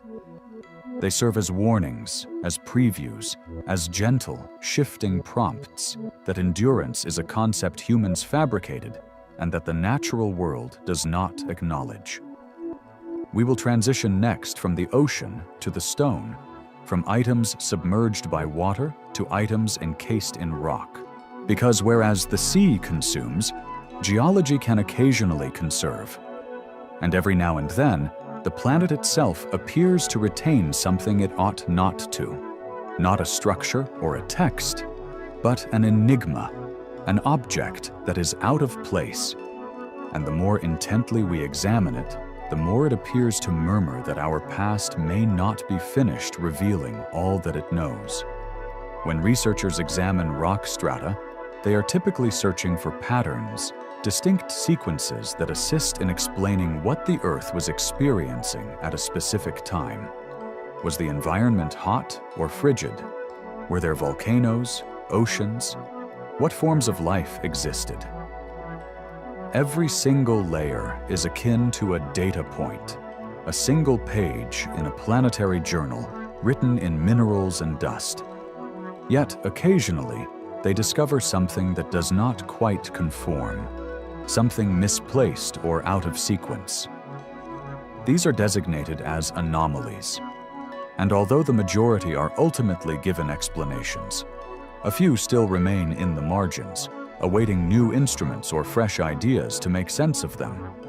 Not every anomaly is baffling. Geology is replete with unusual yet natural formations, mineral inclusions, fossil peculiarities, complex stratification caused by environmental fluctuations. But every so in a while, something emerges that resists straightforward classification. a fragment that appears manufactured, a composition that is inconsistent with the surrounding matrix, an object encased in stone that seems overly uniform, excessively shaped, too intentional. Consider the case of the well-known artifact in coal narratives, mostly from the 19th and early 20th centuries. Miners periodically reported discovering metal objects inside chunks of coal. Sometimes it was a chain, other times a bell or a fragment of sculpted stone. These assertions were frequently inadequately documented, with few existing specimens and no clear origin. Skeptics justifiably pointed out that mining is chaotic. Coal seams can fracture, collapse, blend with contemporary debris, and confirmation bias was likely a contributor.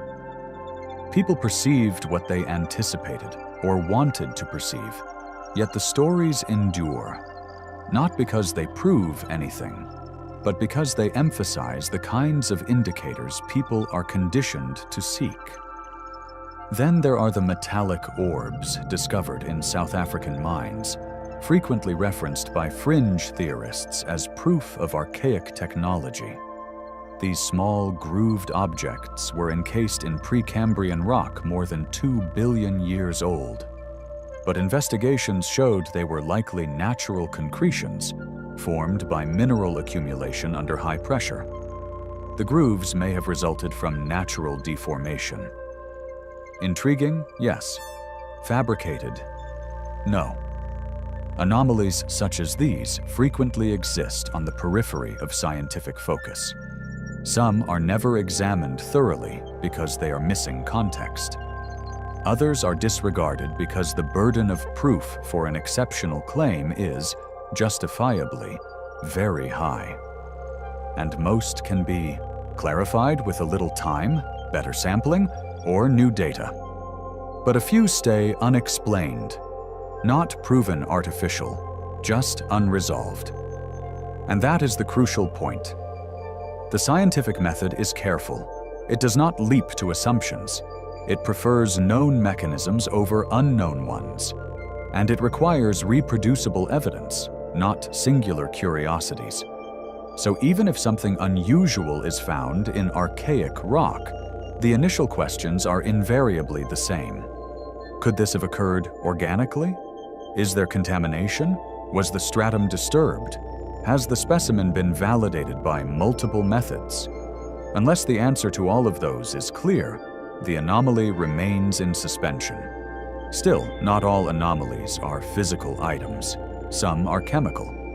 Take, for instance, the isotope excursions, abrupt planet-wide fluctuations in the proportions of certain elements like carbon or oxygen. These are visible in rock layers as distinct changes in geochemistry. Most have recognized causes: massive volcanic eruptions, methane discharges, or asteroid impacts. But the mechanisms are not always completely comprehended. Some events display signs of rapid warming, ocean acidification, and extinction, all compressed into a thin segment of geological time. Some scientists have drawn parallels between these and what we are doing now with industrial pollution. And a few have inquired quietly whether such patterns, if found in the remote past, could ever indicate intelligent activity. The answer is usually negative, not because it is impossible, but because there is no justification to leap to that conclusion. Intelligence is not required to explain most geological happenings. But what if one of these anomalies was inexplicable by any natural process we know? What if a specific layer had chemical signatures that corresponded to industrial processes precisely? Synthetic molecules, stable isotope ratios, rare metals, distributed globally and with no volcanic or astronomical source. That would be more difficult to disregard, but we have not found one. Or, if we have, it is sitting in a data repository somewhere labeled unusual, awaiting an inquiry that has not been posed yet. It is also worth remembering that many discoveries arise not from seeking something specific, but from noticing something peculiar and refusing to overlook it. Plate tectonics, for example, was at one time considered unconventional. So too was the concept that an asteroid eradicated the dinosaurs. The data was there for decades, but it was incomprehensible until someone linked the dots. Anomalies are only meaningful when someone takes the time to see what else they might be communicating. And that is how this ties back to vanished civilizations. If any traces exist, they might not be theatrical. They might not be carvings or artifacts.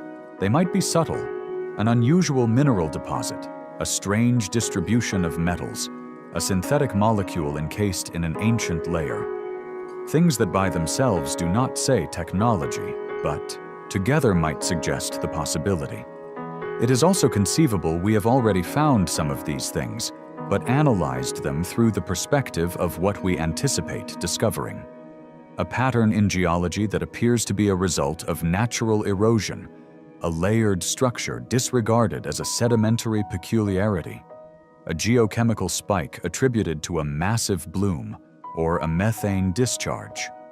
And in the majority of instances, that interpretation is likely correct. But what if, in rare cases, it is not? We do not know how a truly archaic civilization would manifest in the rock record. We do not know how long its remnants would last, but we do know what does last. And it is in those lasting things, the anomalies, the residues, the unexplained patterns, that any signal, however faint, would have to live.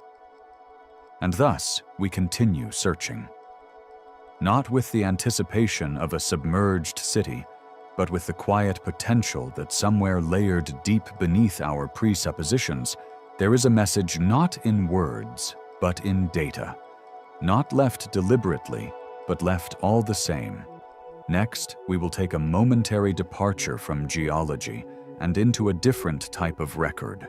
Not etched into stone, but transported through stories. Because sometimes history does not vanish. Sometimes it resonates, and the boundary between recollection and myth can be more slender than we like to admit. When archaeology exhausts its artifacts and geology exhausts its layers, what remains are stories. Not scientific documentation, not measurements, but myths. Oral traditions handed down through generations, sometimes across entire civilizations. Most are altered in the retelling. Details change, meanings obscure, symbols layer upon each other. But myths endure. They survive even when structures fall and languages perish. And while they are rarely accepted as literal history, there is a growing realization that some of them may contain fragments of real events, coded, distorted, but not entirely fabricated. This concept is not new. Cultures around the globe have myths about floods, fire, stars falling from the sky, or land that once existed but is no more. They describe golden ages that terminated abruptly, lost knowledge, sudden blackness, strange visitors, islands engulfed by the sea. Taken individually, each story sounds like symbolic fiction. Taken collectively, they begin to form patterns, shared anxieties, shared experiences, perhaps even shared recollections of events that occurred long before written language was developed. One of the most enduring themes is the flood. It appears in Sumerian, Babylonian, Greek, Hindu, Norse, and biblical traditions, among many others. The specifics vary, but the core is consistent. A vast deluge obliterates a previous world, often as punishment or renewal. Sometimes a few survivors are cautioned. Sometimes they construct boats. Sometimes they ascend mountains. It is tempting to view this as simple metaphor, an explanation for seasonal rains, or a reflection of human vulnerability. But there is also geological proof of dramatic sea level rise and coastal inundation, especially at the conclusion of the last ice age. Glaciers melted, seas rose by over 100 meters, and entire landscapes were submerged. People living near those coasts would have witnessed their world vanish, and their descendants may have told stories about it. Other myths speak of lost lands: Atlantis, Mu, Kumarikandam, High Brazil. These places are often depicted as advanced, beautiful, and fated. The reasons vary: hubris, war, cosmic punishment. But the conclusions are always the same. The land sinks, the people vanish, and only the story remains. Most of these narratives are viewed today as fiction, inspired by philosophical allegory or nationalist folklore. But even fiction can preserve echoes. The memory of a submerged land might be real, even if the specifics are not. There are also stories of knowledge lost. Many traditions speak of an era when people knew more, when ancient wisdom was common, when the stars were comprehended, when the earth was shaped deliberately. These ideas are not proof of anything, but they do pose a question. How do cultures come to believe they used to know more than they do now? Not every tradition holds this perspective, but the ones that do often describe a fall, not just a moral one, but a loss of information, of skill, of contact with something greater. And then there are the anomalies in ancient texts: tales of machines, flying vehicles, cities in the clouds, weapons with unnatural power. In most instances, these are clearly metaphorical or symbolic. But occasionally, the descriptions get curiously specific. Too specific, some argue, to be pure invention. Defenders of the myth as memory concept suggest these might be distorted recollections of something real, technologies or events passed down through oral tradition long after the original context was forgotten. It is a difficult position to test scientifically. Myths are not evidence. They are not dated. They do not come with calibration marks or geological context, but they are part of the human record. And when multiple cultures tell similar stories without clear contact, it is worth asking why. Modern scholars in anthropology and archaeology have begun to revisit this question, not in search of ancient astronauts or secret continents, but to better understand how oral history functions, how stories are preserved, adapted, and passed down.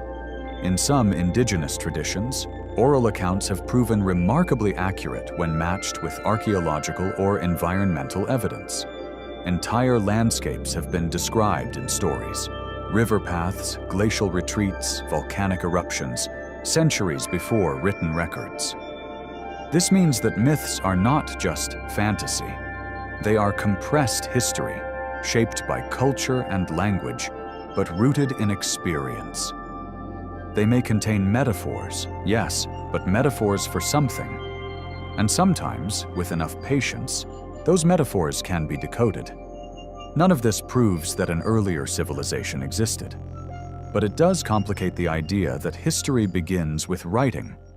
The absence of a script does not mean the absence of memory. And in a world where physical evidence is delicate, but stories can last for thousands of years, maybe myths deserve a second look. They might not tell us what happened, but they might tell us that something happened, and that it mattered enough for people to try and preserve it in the only form they could. We will continue by turning our attention to the ground, literally, to the bits and pieces we have pulled from the earth that seem, at times, out of place. Not myths, not metaphors, but materials, things with shape, weight, and texture. Some ordinary, some strange, and some that raise just enough questions to keep this old idea alive. Tektites are small, glassy objects scattered across parts of the Earth, often dark in color, aerodynamic in shape, and surprisingly consistent in composition. Most geologists agree they are the product of impact events, formed when a meteorite strikes the planet, melts the local rock, and sends droplets of molten material into the atmosphere, where they cool and fall back to the ground. They are fascinating, but not mysterious. At least, not in isolation. What becomes more interesting is how often these odd bits of material, tektites, metal fragments, shaped stones, get lumped into stories that stretch beyond geology. Stories of lost technologies, vanished builders, tools where there should not be tools. And while most of these claims do not survive scientific scrutiny, some of the artifacts they center on are real. Not alien, not magical, just hard to classify. They sit in museum drawers, misfiled or unstudied, not because of conspiracy or negligence, but because science moves on when something does not fit cleanly. Take the so-called out-of-place artifacts, usually shortened to OOPArts. These are objects purported to have been found in geological strata that predate human history. Examples include metal spheres in billion-year-old rock, carved objects in coal, or machined-looking items embedded in stone. Almost all of them have been explained as misidentifications, hoaxes, or natural formations. But the persistence of these stories tells us something. Not about ancient machines necessarily, but about how hungry people are for a different narrative, one where civilization did not start 10,000 years ago, but has been coming and going for much longer. Sometimes these artifacts are genuinely curious. A polished stone ball with perfect symmetry, a copper tool discovered in a layer thought too old for metallurgy, or a carved pattern found deep in a cave where no known culture was thought to have reached. In nearly every case, there are natural explanations, or at least plausible ones. Geology can produce surprisingly regular shapes.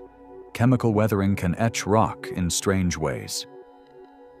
And tools can move through layers due to animal activity, groundwater shifts, or human error during excavation.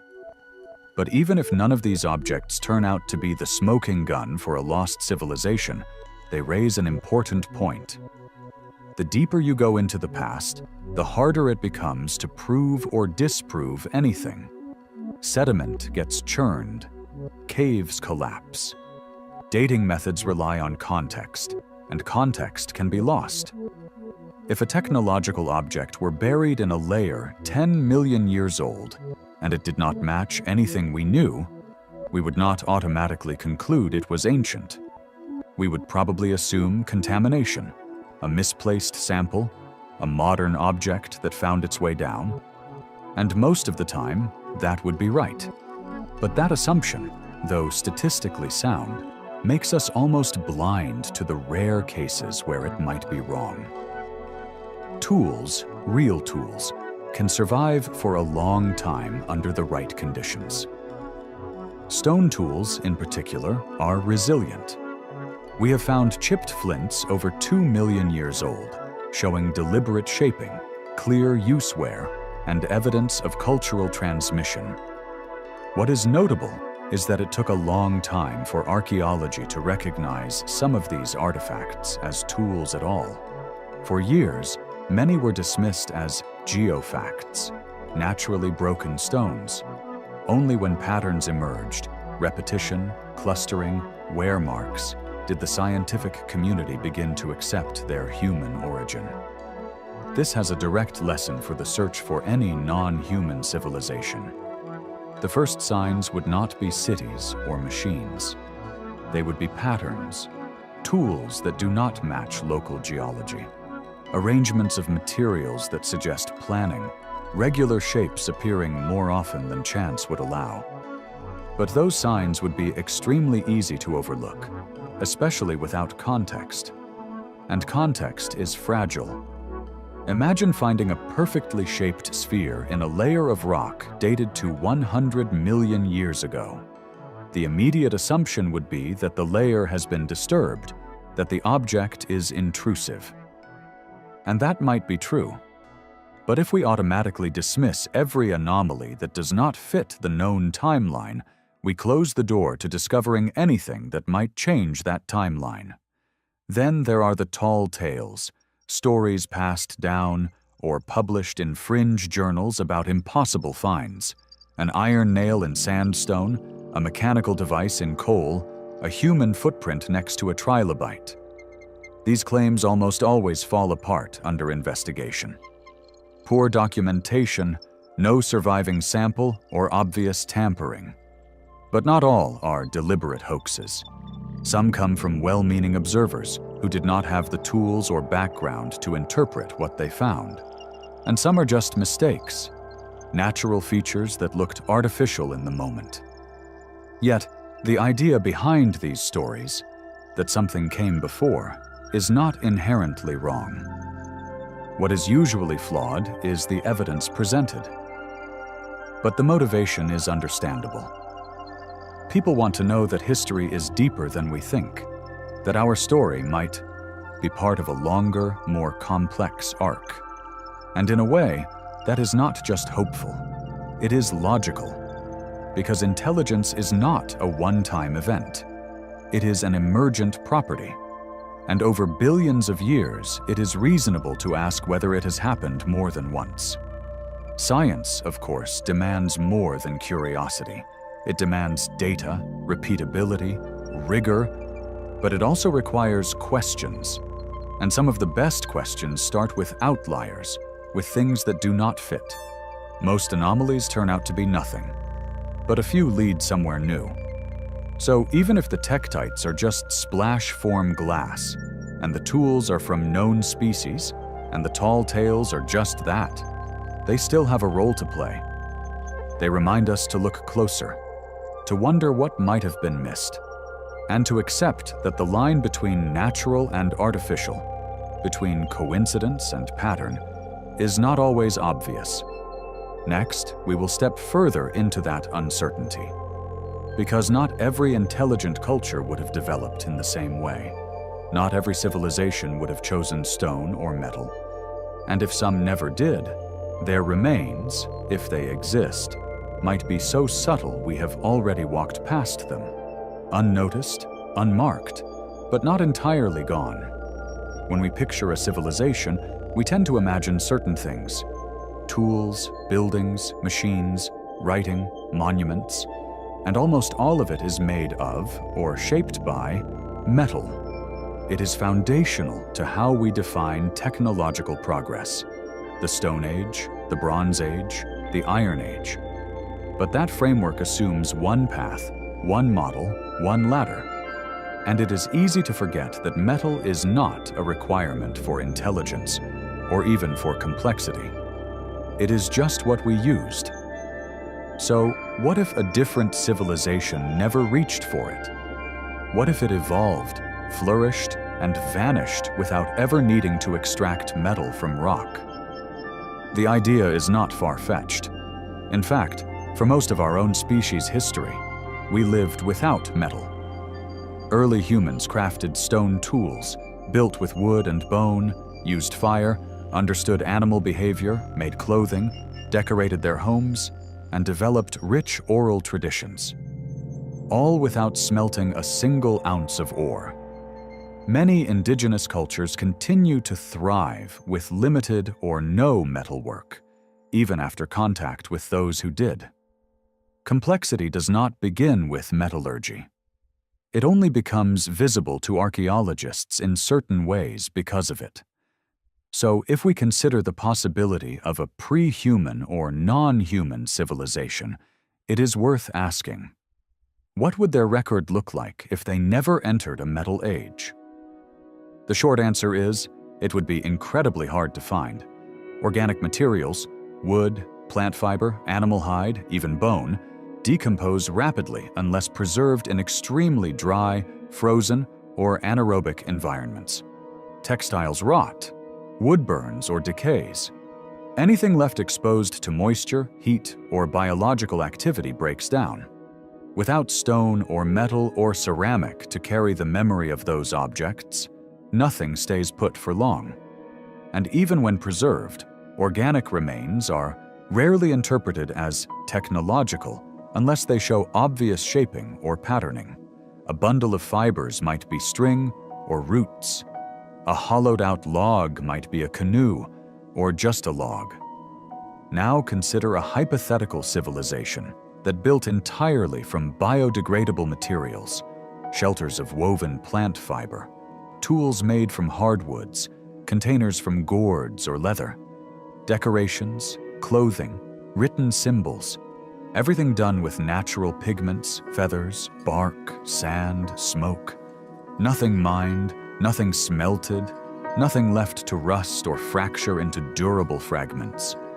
In the right climate, that society could exist for thousands of years and leave behind almost nothing we would recognize in the geological record. A forest could grow over it in a decade. Erosion could take the rest. And in 1,000,000 years, not a trace. Even fire, one of the oldest and most transformative technologies, does not preserve well. You can find charcoal layers, ash beds, fire-cracked rocks, but those are common in nature too. Lightning strikes, wildfires, volcanic activity. They all leave similar marks. Distinguishing a fire used by intelligence from one caused by natural forces requires context. Hearths, patterns, associated artifacts. Without those, it is just another black layer in the soil. Some non-metal tools could survive, especially stone. But not all stone tools are obvious. A pebble used to grind grain or soften fiber might never be shaped. A sharp rock used to cut might not be retouched. If tools are not curated, kept, stored, reused, they blend into the natural background. And if they are used in ways that do not create lasting wear patterns, they are nearly impossible to identify after the fact. It is also possible a civilization could reach high levels of understanding, astronomy, agriculture, even medicine, without needing heavy industry. Knowledge is not always tied to material excess. A society might map the stars with naked-eye observations, track seasons with stone or wooden markers, or breed plants through careful observation and selection. They might tell time with water, compute with knots or beads, pass down knowledge through encoded song. Nothing in those systems demands metal, only continuity. And if that continuity breaks, by natural disaster, disease, migration, the knowledge can be lost just as quickly as the tools decay. Language, especially, is fragile. Spoken words vanish with the speaker. If not written or carved, they disappear entirely. And even written records can fade. Paper burns. Bark and leaves decay. Inscriptions in sand, dust, paint, or wood do not last unless intentionally preserved. So, if a civilization never developed a durable script, or never needed one, we might never know it existed. And then there is the question of scale. Not all civilizations build cities. Some remain mobile. Some blend into their ecosystems. Some value impermanence. Our definition of advanced is biased toward what leaves big footprints: architecture, pollution, energy use. But those are cultural choices, not inevitable steps. A society could be technologically sophisticated, even philosophically advanced, and still choose to live in ways that minimize its geological impact, especially if it learned through experience or disaster that high-impact lifestyles lead to collapse. In that case, what signs would remain? Perhaps modified landscapes, terraced hillsides, altered river paths, plant species growing far from their origin points, maybe traces of fire management, soil enrichment, or intentional biodiversity patterns. But these things are subtle. They blend into natural processes, and they are easy to overlook or to interpret as accidental. We already see this in our own world. Amazonian terra preta, dark, fertile soil enriched by ancient communities, is still not fully understood. It contains charcoal, bone, pottery shards, and organic matter, layered in ways that suggest deliberate engineering. But it does not look like a city. It looks like dirt. And for a long time, it was dismissed as just another soil type. Only now are researchers beginning to realize it might be the legacy of a complex, organized society with deep agricultural knowledge and landscape control. If something similar had happened 100 million years ago, with less pottery, fewer tools, and entirely biodegradable structures, it might never be noticed at all, especially if it happened in a region that is now underwater, eroded, or tectonically subducted. So civilizations without metal may not be lost because they failed. They may be lost because they succeeded in living lightly, in blending with their environment, in valuing cycles over monuments. And from a preservation standpoint, that success becomes invisibility. We tend to think of progress as a trail of artifacts. But the absence of those artifacts is not always a lack. Sometimes it is a decision, or a consequence of different priorities, or simply the result of being erased by time, which never promised to keep our records in the first place. Next, we will look at the silence this all leaves behind. Not just the physical gaps, but the deeper uncertainty. Because even with everything we know about geology, archaeology, and history, there are still places where nothing speaks, and that silence might be telling us something, or hiding something that once did. Soil holds memory, but it does not speak loudly. It remembers what grew, what died, what burned, what passed through. It records footsteps sometimes. It absorbs blood, ash, rainfall, decay. But it does not shout its history. It holds on to it quietly and only in pieces. If you dig into it with the right tools, you can sometimes find a story. But more often, you find silence. And in that silence, we start to realize just how fragile the record of a civilization really is. We think of soil as surface. But in many ways, it is an interface, a transition zone between the living and the non-living. It is where biology meets geology. Every leaf that falls, every organism that dies, every root that pushes through it is shaping the layer beneath us. And over time, those layers compact. They fade into sediment. And if they are buried deep enough, they become stone. But most soil doesn't last that long. Most of it is turned over, eroded, washed away. So the traces that do survive are rare, and those that do often do not tell you much on their own. There are places where soil carries a clear signal of past life. Ancient hearths leave behind char. Collapsed homes leave behind organic stains. Burial sites show patterns of human activity, discoloration, disturbed layering, chemical shifts from decaying bodies and offerings. But these signs are fragile. Even a few thousand years of weather or agricultural activity can erase them. And in geological time, they do not hold up well unless sealed in an unusually stable environment. Frozen tundra, arid deserts, peat bogs. They break down. This is part of why most ancient civilizations are found through stone and metal, not soil. The information in dirt doesn't last without context. And when it is stripped of that context, disconnected from artifacts, architecture, or clear stratigraphy, it stops telling a coherent story. It becomes noise, or it becomes nothing. Still, researchers have begun to develop better ways to read that silence. Archaeobotany, for example, studies tiny plant remains, pollen grains, phytoliths, seeds, to reconstruct ancient landscapes. Geoarchaeologists look at soil chemistry, texture, and layering to infer human activity. Blackened soil layers might suggest controlled burning.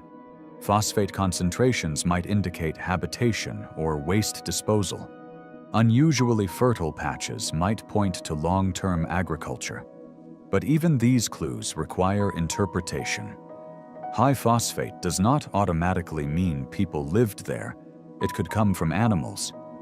Dark soil might be a hearth or a lightning strike. Soil enriched by charcoal might be deliberate, like Amazonian terra preta, or just the result of a firestorm. Without context, without repeated patterns, these traces do not rise above the background of natural variation.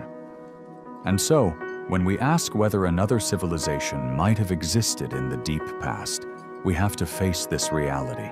Soil will not confirm it, not alone, not after millions of years. Because even if such a civilization once altered the land, grew crops, built homes, shaped environments, those changes would almost certainly have been reabsorbed, worked back into the matrix, turned over, washed out, compressed, or simply erased. It is a difficult idea to accept that a whole society, its knowledge, its cities, its memory, could vanish so completely that even the ground it stood on forgets it. But that is the nature of time. Not cruel, just indifferent. If nothing resists, nothing remains. And soil, as a medium, does not resist much. It cooperates, it recycles, it keeps the cycle moving. And there is another problem. Even if a few residues do survive, how would we know they were not natural? How would we recognize the difference between an ancient garden and a wild meadow? Between a fire pit and a burnt patch of ground? Between a footpath and a game trail? The longer ago it happened, the less those distinctions matter. At a certain point, activity and accident become indistinguishable. We also have to consider that what survives is not necessarily what mattered most. Stories do not fossilize. Relationships do not show up in core samples. Songs, rituals, ideas, they leave no chemical marker. And even when objects survive, their meaning often does not. We have found ancient tools we still do not understand, languages we cannot read, symbols we cannot decode. And those were from civilizations we know existed. The gap left by an unknown one would be even wider. So, when we sift the soil for answers, we have to be honest about what we are looking for and what we are willing to recognize as significant. A strange chemical spike? An unusually fertile band of earth? A layer of char in an unexpected place? Are these signs of intelligence or just noise? The line is blurry, and in deep time, it is almost invisible. But the silence itself is a kind of answer. It tells us that even intelligence, even culture can pass without notice. That the earth doesn't differentiate between life that shaped itself through instinct and life that shaped itself through thought. And that unless something lasts, something durable, strange, unmistakably artificial, it will be lost to the cycle. Just another layer, just another shade in the soil. Next, we will turn from silence to speculation. Not about what we would find if they existed, but what they might find if we disappeared. Because imagining how our own civilization might look from the future gives us the clearest window into what traces a lost one might leave behind, and what it might take to notice them at all. If humanity vanished tomorrow, the world would notice at first. Silence in the cities, lights going out, planes grounded, roads empty. But in geological time, that silence would not last. Our absence would register for a moment, then begin to dissolve. What would remain, though, is the question that connects directly to everything we have asked so far. Not what we are while alive, but what part of us might persist when there is no one left to explain it.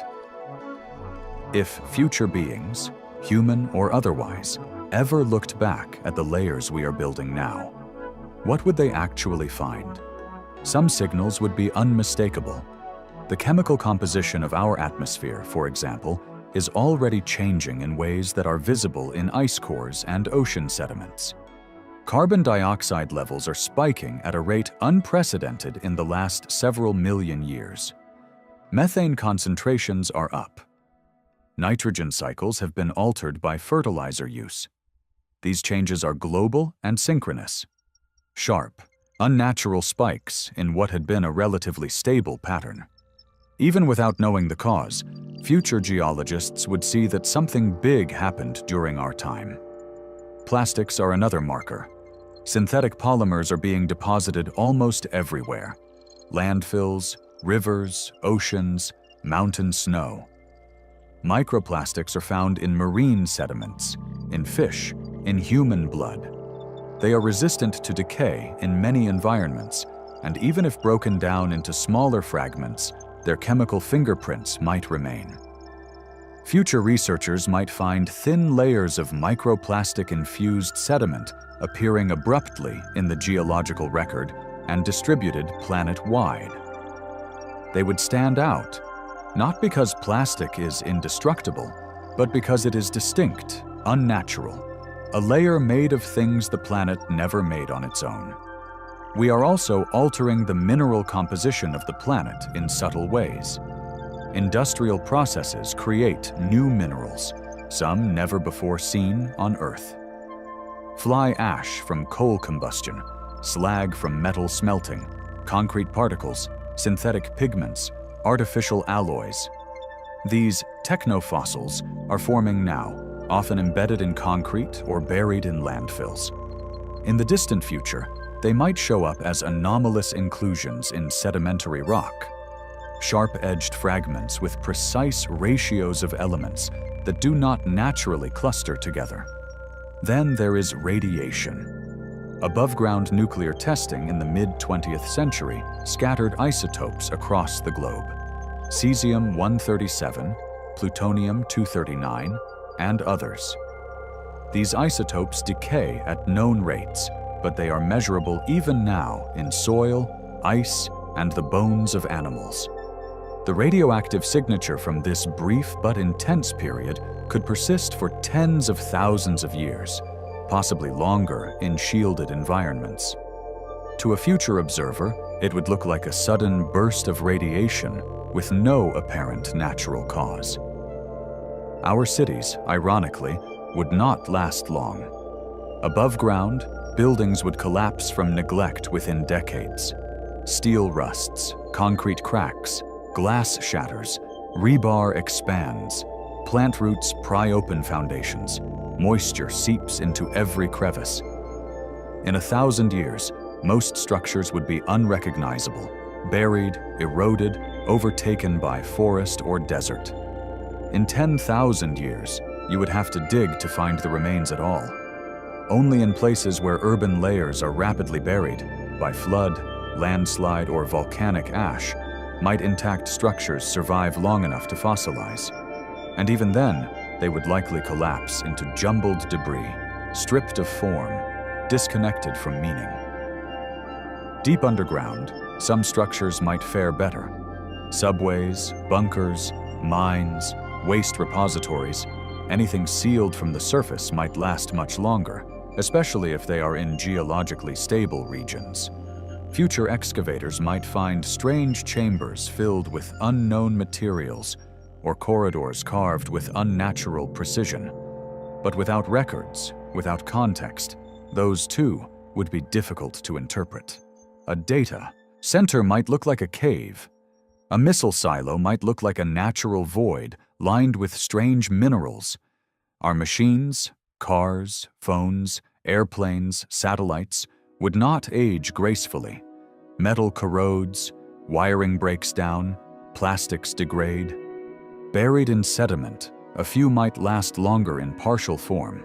Engines fossilized in place, circuit boards turned into mineral composites. But most of our technology is designed to function, not endure. And once function is lost, the shape quickly follows. Our data is even more vulnerable. Magnetic drives lose coherence, optical disks degrade. Solid-state storage cannot hold charge indefinitely. The vast sum of our recorded knowledge, books, films, digital archives, would vanish unless preserved by accident. Carved stone lasts. Etched metal plates might. But hard drives? Almost certainly not. Our entire digital culture could become a blank spot in the sediment. known only by what else was changing chemically while we were alive. Agriculture might leave longer fingerprints. The global reshaping of ecosystems, cleared forests, terraced hills, monoculture fields, has changed erosion patterns, soil chemistry, even plant evolution. Thousands of years from now, fossilized pollen might show a sudden dominance of just a few species. Patterns of deforestation might leave odd carbon signatures in sediment.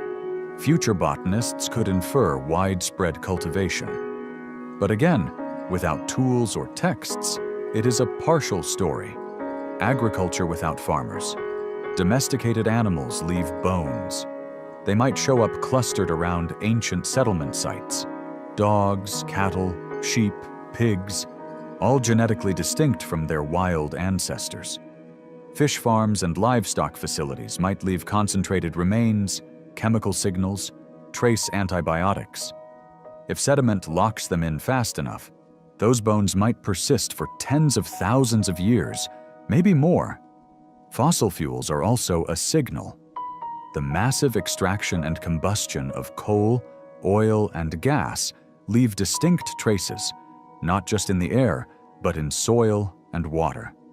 The isotopic signature of burned fossil carbon is already being detected. And in some future layer of rock, the shift will look sharp. Compressed into a few centimeters of sediment, it will signal a planet out of balance. Greenhouse gases rising, temperature climbing, oceans acidifying, a pattern never seen before, and possibly, if we disappear, never seen again. So what would we leave behind? Not monuments, not stories, but chemistry. Isotope ratios, artificial molecules, strange minerals, a spike in carbon, a dip in biodiversity, a line in the rock, a signature sharp enough, fast enough, and global enough to say something intelligent was here. Something that built and burned and buried itself in its own record.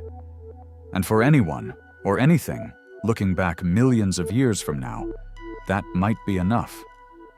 Not to understand us, but to know we existed. And maybe, to wonder what happened. Next, we will flip the question. If something came before us, if some earlier intelligence rose and fell long before we appeared, then where is their line? If the silence is not proof of absence, but of erasure, what would it take to not leave a mark? And how likely is it that someone already has? If a civilization once lived on this planet millions, or tens of millions, of years before us, then the most pressing question is not how they lived or what they made. It is this: where are they now? Not just physically, because erosion, subduction, and decay explain that part. But historically, narratively, if they were here, why is there no memory of them? No whisper, no lineage? Did they vanish?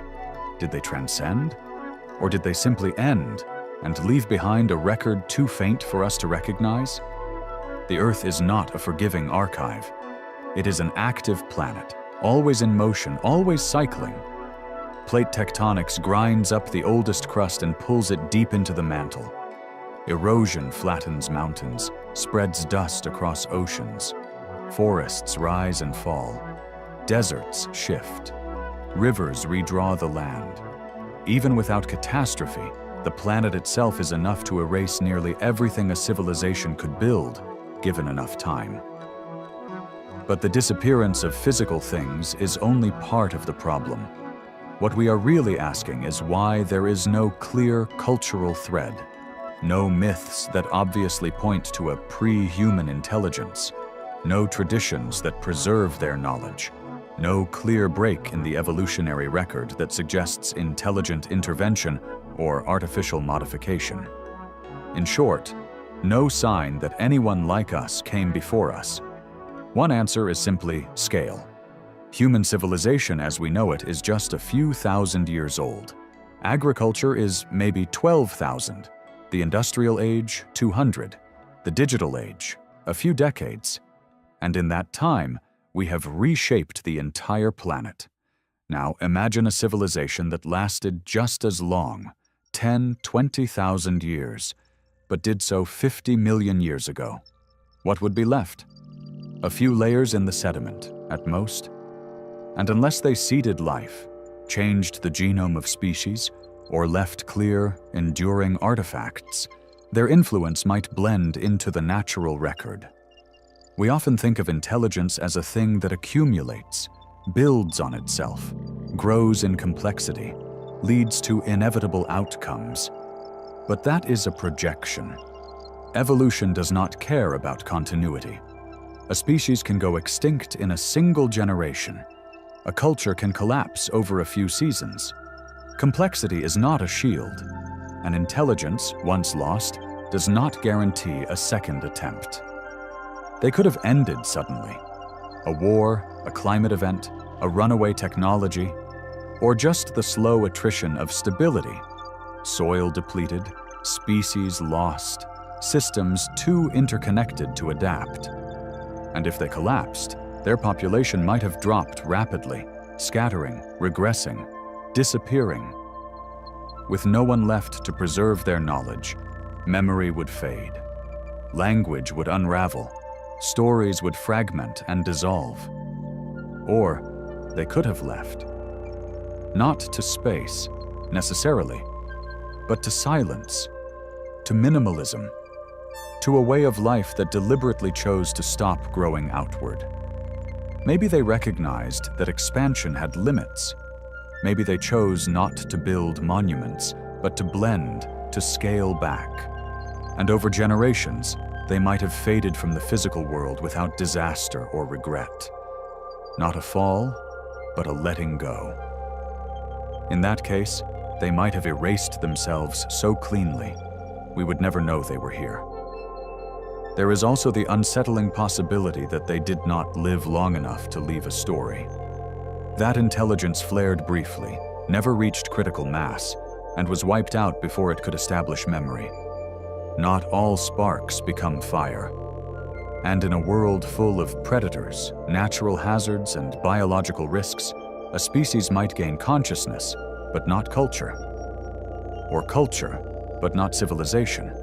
Or civilization, but not resilience. If we ask where they went, we also have to ask what we are assuming about they. Were they like us? Bipedal, tool-using, language-speaking, or something stranger? Octopus minds, tree-dwelling network intelligences, oceanic collectives. Intelligence does not have to look like primates building machines.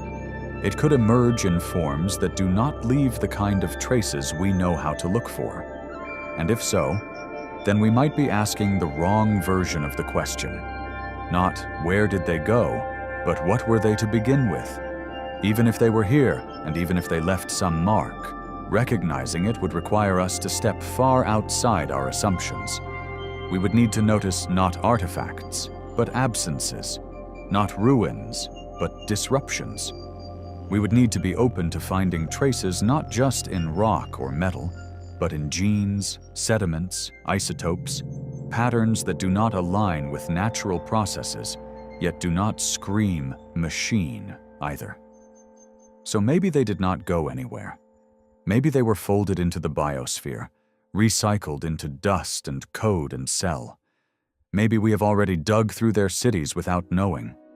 Maybe the silicon in our microchips was once the foundation of their homes. Maybe their legacy is not gone, just scrambled, diluted, repurposed by the relentless metabolism of the Earth. Or maybe, in some form, they are still here. Not biologically, not consciously, but embedded in the systems they left behind. Reshaped ecosystems, redirected rivers, modified genomes. Structures too old to be labeled, too strange to be claimed, too ambiguous to be remembered. Remnants that do not announce themselves because they no longer recognize us as their audience. The deeper we dig, the more we understand that loss is not always loud. Endings do not always come with warning, and disappearance, especially on a planet like this, can be complete. Next, we will ask a harder question.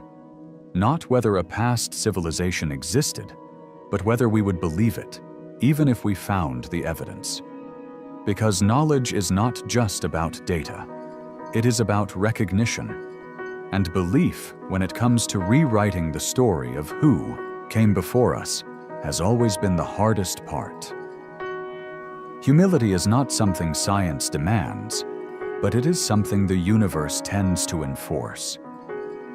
Every time we have assumed we were at the center of things, we have been moved outward, first from the Earth, then from the Sun, then from any special place in the galaxy. And now, when we look at the deep past of our own planet and ask if we were the first to reach this level of awareness, we face another kind of decentralization. One that does not say we were not first, but gently reminds us we might not know either way. This is the humbling possibility, that intelligence is not unique, that it can arise more than once on the same planet, and that it can vanish so thoroughly we would not even notice. Not because it did not leave traces, but because we have already explained those traces away or never saw them in the first place. We tend to think that if something important happened, it would be obvious. But that belief assumes permanence is normal. It is not. The vast majority of human history has been lost, even from the last 10,000 years. Entire cultures left no written records. Entire cities left no visible ruins. How much more could be missing from 10 million years ago? Or 100? The geological record is not a book. It is a puzzle missing most of its pieces, with no picture on the box.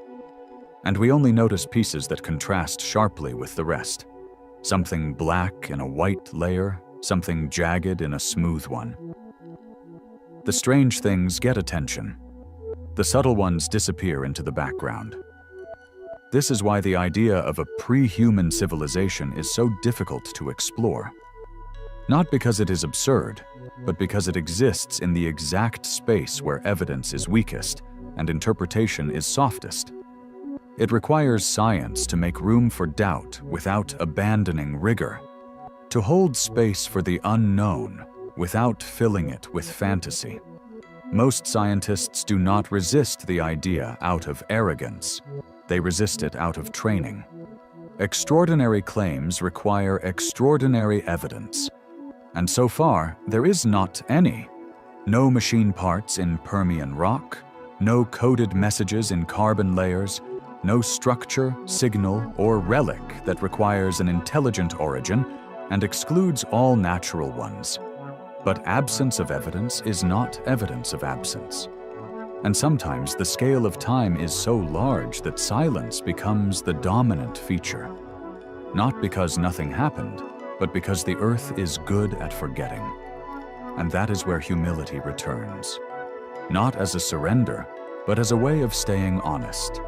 We do not know if we are the first. We may never know. And if we are not, we may never find the proof. And if we do find it, we may not recognize it for what it is. Even now, as we map anomalies, study extinction events, trace chemical signals through the sediment, we are limited by what we expect to see. A buried city? We know how to interpret that. A spike in iridium or carbon? Maybe a meteor, maybe a fire, maybe something else. But it takes effort to see a pattern that does not already match one we have studied before. And this limitation is not just scientific. It is emotional, cultural. If we accept that something like us came before us and disappeared, it reshapes what we think of as inevitable. Progress becomes fragile. Civilization becomes brief. Intelligence becomes less of a crown and more of a chance, a thing that might come and go and come again, or not. There is also the question of meaning. If there was someone before us, someone who built, dreamed, wondered, failed, what does that mean for us now? Does it make us less special or more connected? Are we their continuation or their replacement? Are we repeating mistakes they made or following a new path they never walked? we do not know. And that not knowing is part of the point. It is possible that the most lasting legacy of a prior civilization is not material at all. It is conceptual. It is the very idea that they could have existed, that we might not be the first, and that someday someone might ask the same question about us. What will they see when they look back? A spike of carbon? A scattering of plastic? A brief shimmer in the sediment? Will they call it a civilization? Will they call it a tragedy? Will they call it proof that they are not alone? We imagine the past as something fixed, but it is not. It shifts every time we look at it from a new angle, with new tools, or with new questions. And this question, the one about lost civilizations, is not really about the past at all. It is about how much of the unknown we are willing to live with, how much wonder we allow into our model of the world. Not every mystery demands a solution. Some just want to be acknowledged. And this one, maybe more than any, asks us not for belief, but for attention. Soon, we will bring this journey to a close, not with an answer, but with a pause. Because for all we have asked, all we have speculated, the night still holds more than we can grasp. And maybe that is enough for now. So here we are, at the quiet edge of the question, after all the digging, all the wondering, all the long walks through layers of stone and memory. And maybe we are left not with certainty, but with stillness. And in that stillness, something gentle happens. The question softens, not because it is answered, but because it has been heard. Maybe we are the first, maybe we are not. Maybe intelligence is rare, or maybe it is shy. Maybe it blooms in hidden corners and fades before it leaves a mark. Maybe the earth has carried more minds than we will ever know, each flickering into awareness, shaping their time, then slipping quietly beneath the next layer. We search because it is what minds do, not just to find, but to reach, through time, through space, through possibility. The same curiosity that sends probes to other planets sends thoughts into the past, asking who else might have stood where we now stand, looking up, wondering, listening. And you, right now, wherever you are, whenever it is, you are part of that, part of the long thread that ties questions to silence, and silence to story. Even just by listening, by following this trail of thoughts through the dark, you are participating in something deeply human, or maybe not just human, maybe conscious, maybe universal. Because sleep, too, is a kind of deep time, a letting go of the surface, a sinking into layers. And when you drift off tonight, you will be entering a space not so different from the one we have explored. Quiet, vast, unlit by certainty. And maybe, just maybe, somewhere in that stillness, the minds that came before, if they came at all, will meet yours in passing. Not with answers, but with company. So rest now. Not because the questions are over, but because you have carried them far enough for one night. The past will wait. The earth will keep spinning. And whatever came before, whatever comes next, you are here now. Sleep well, time traveler.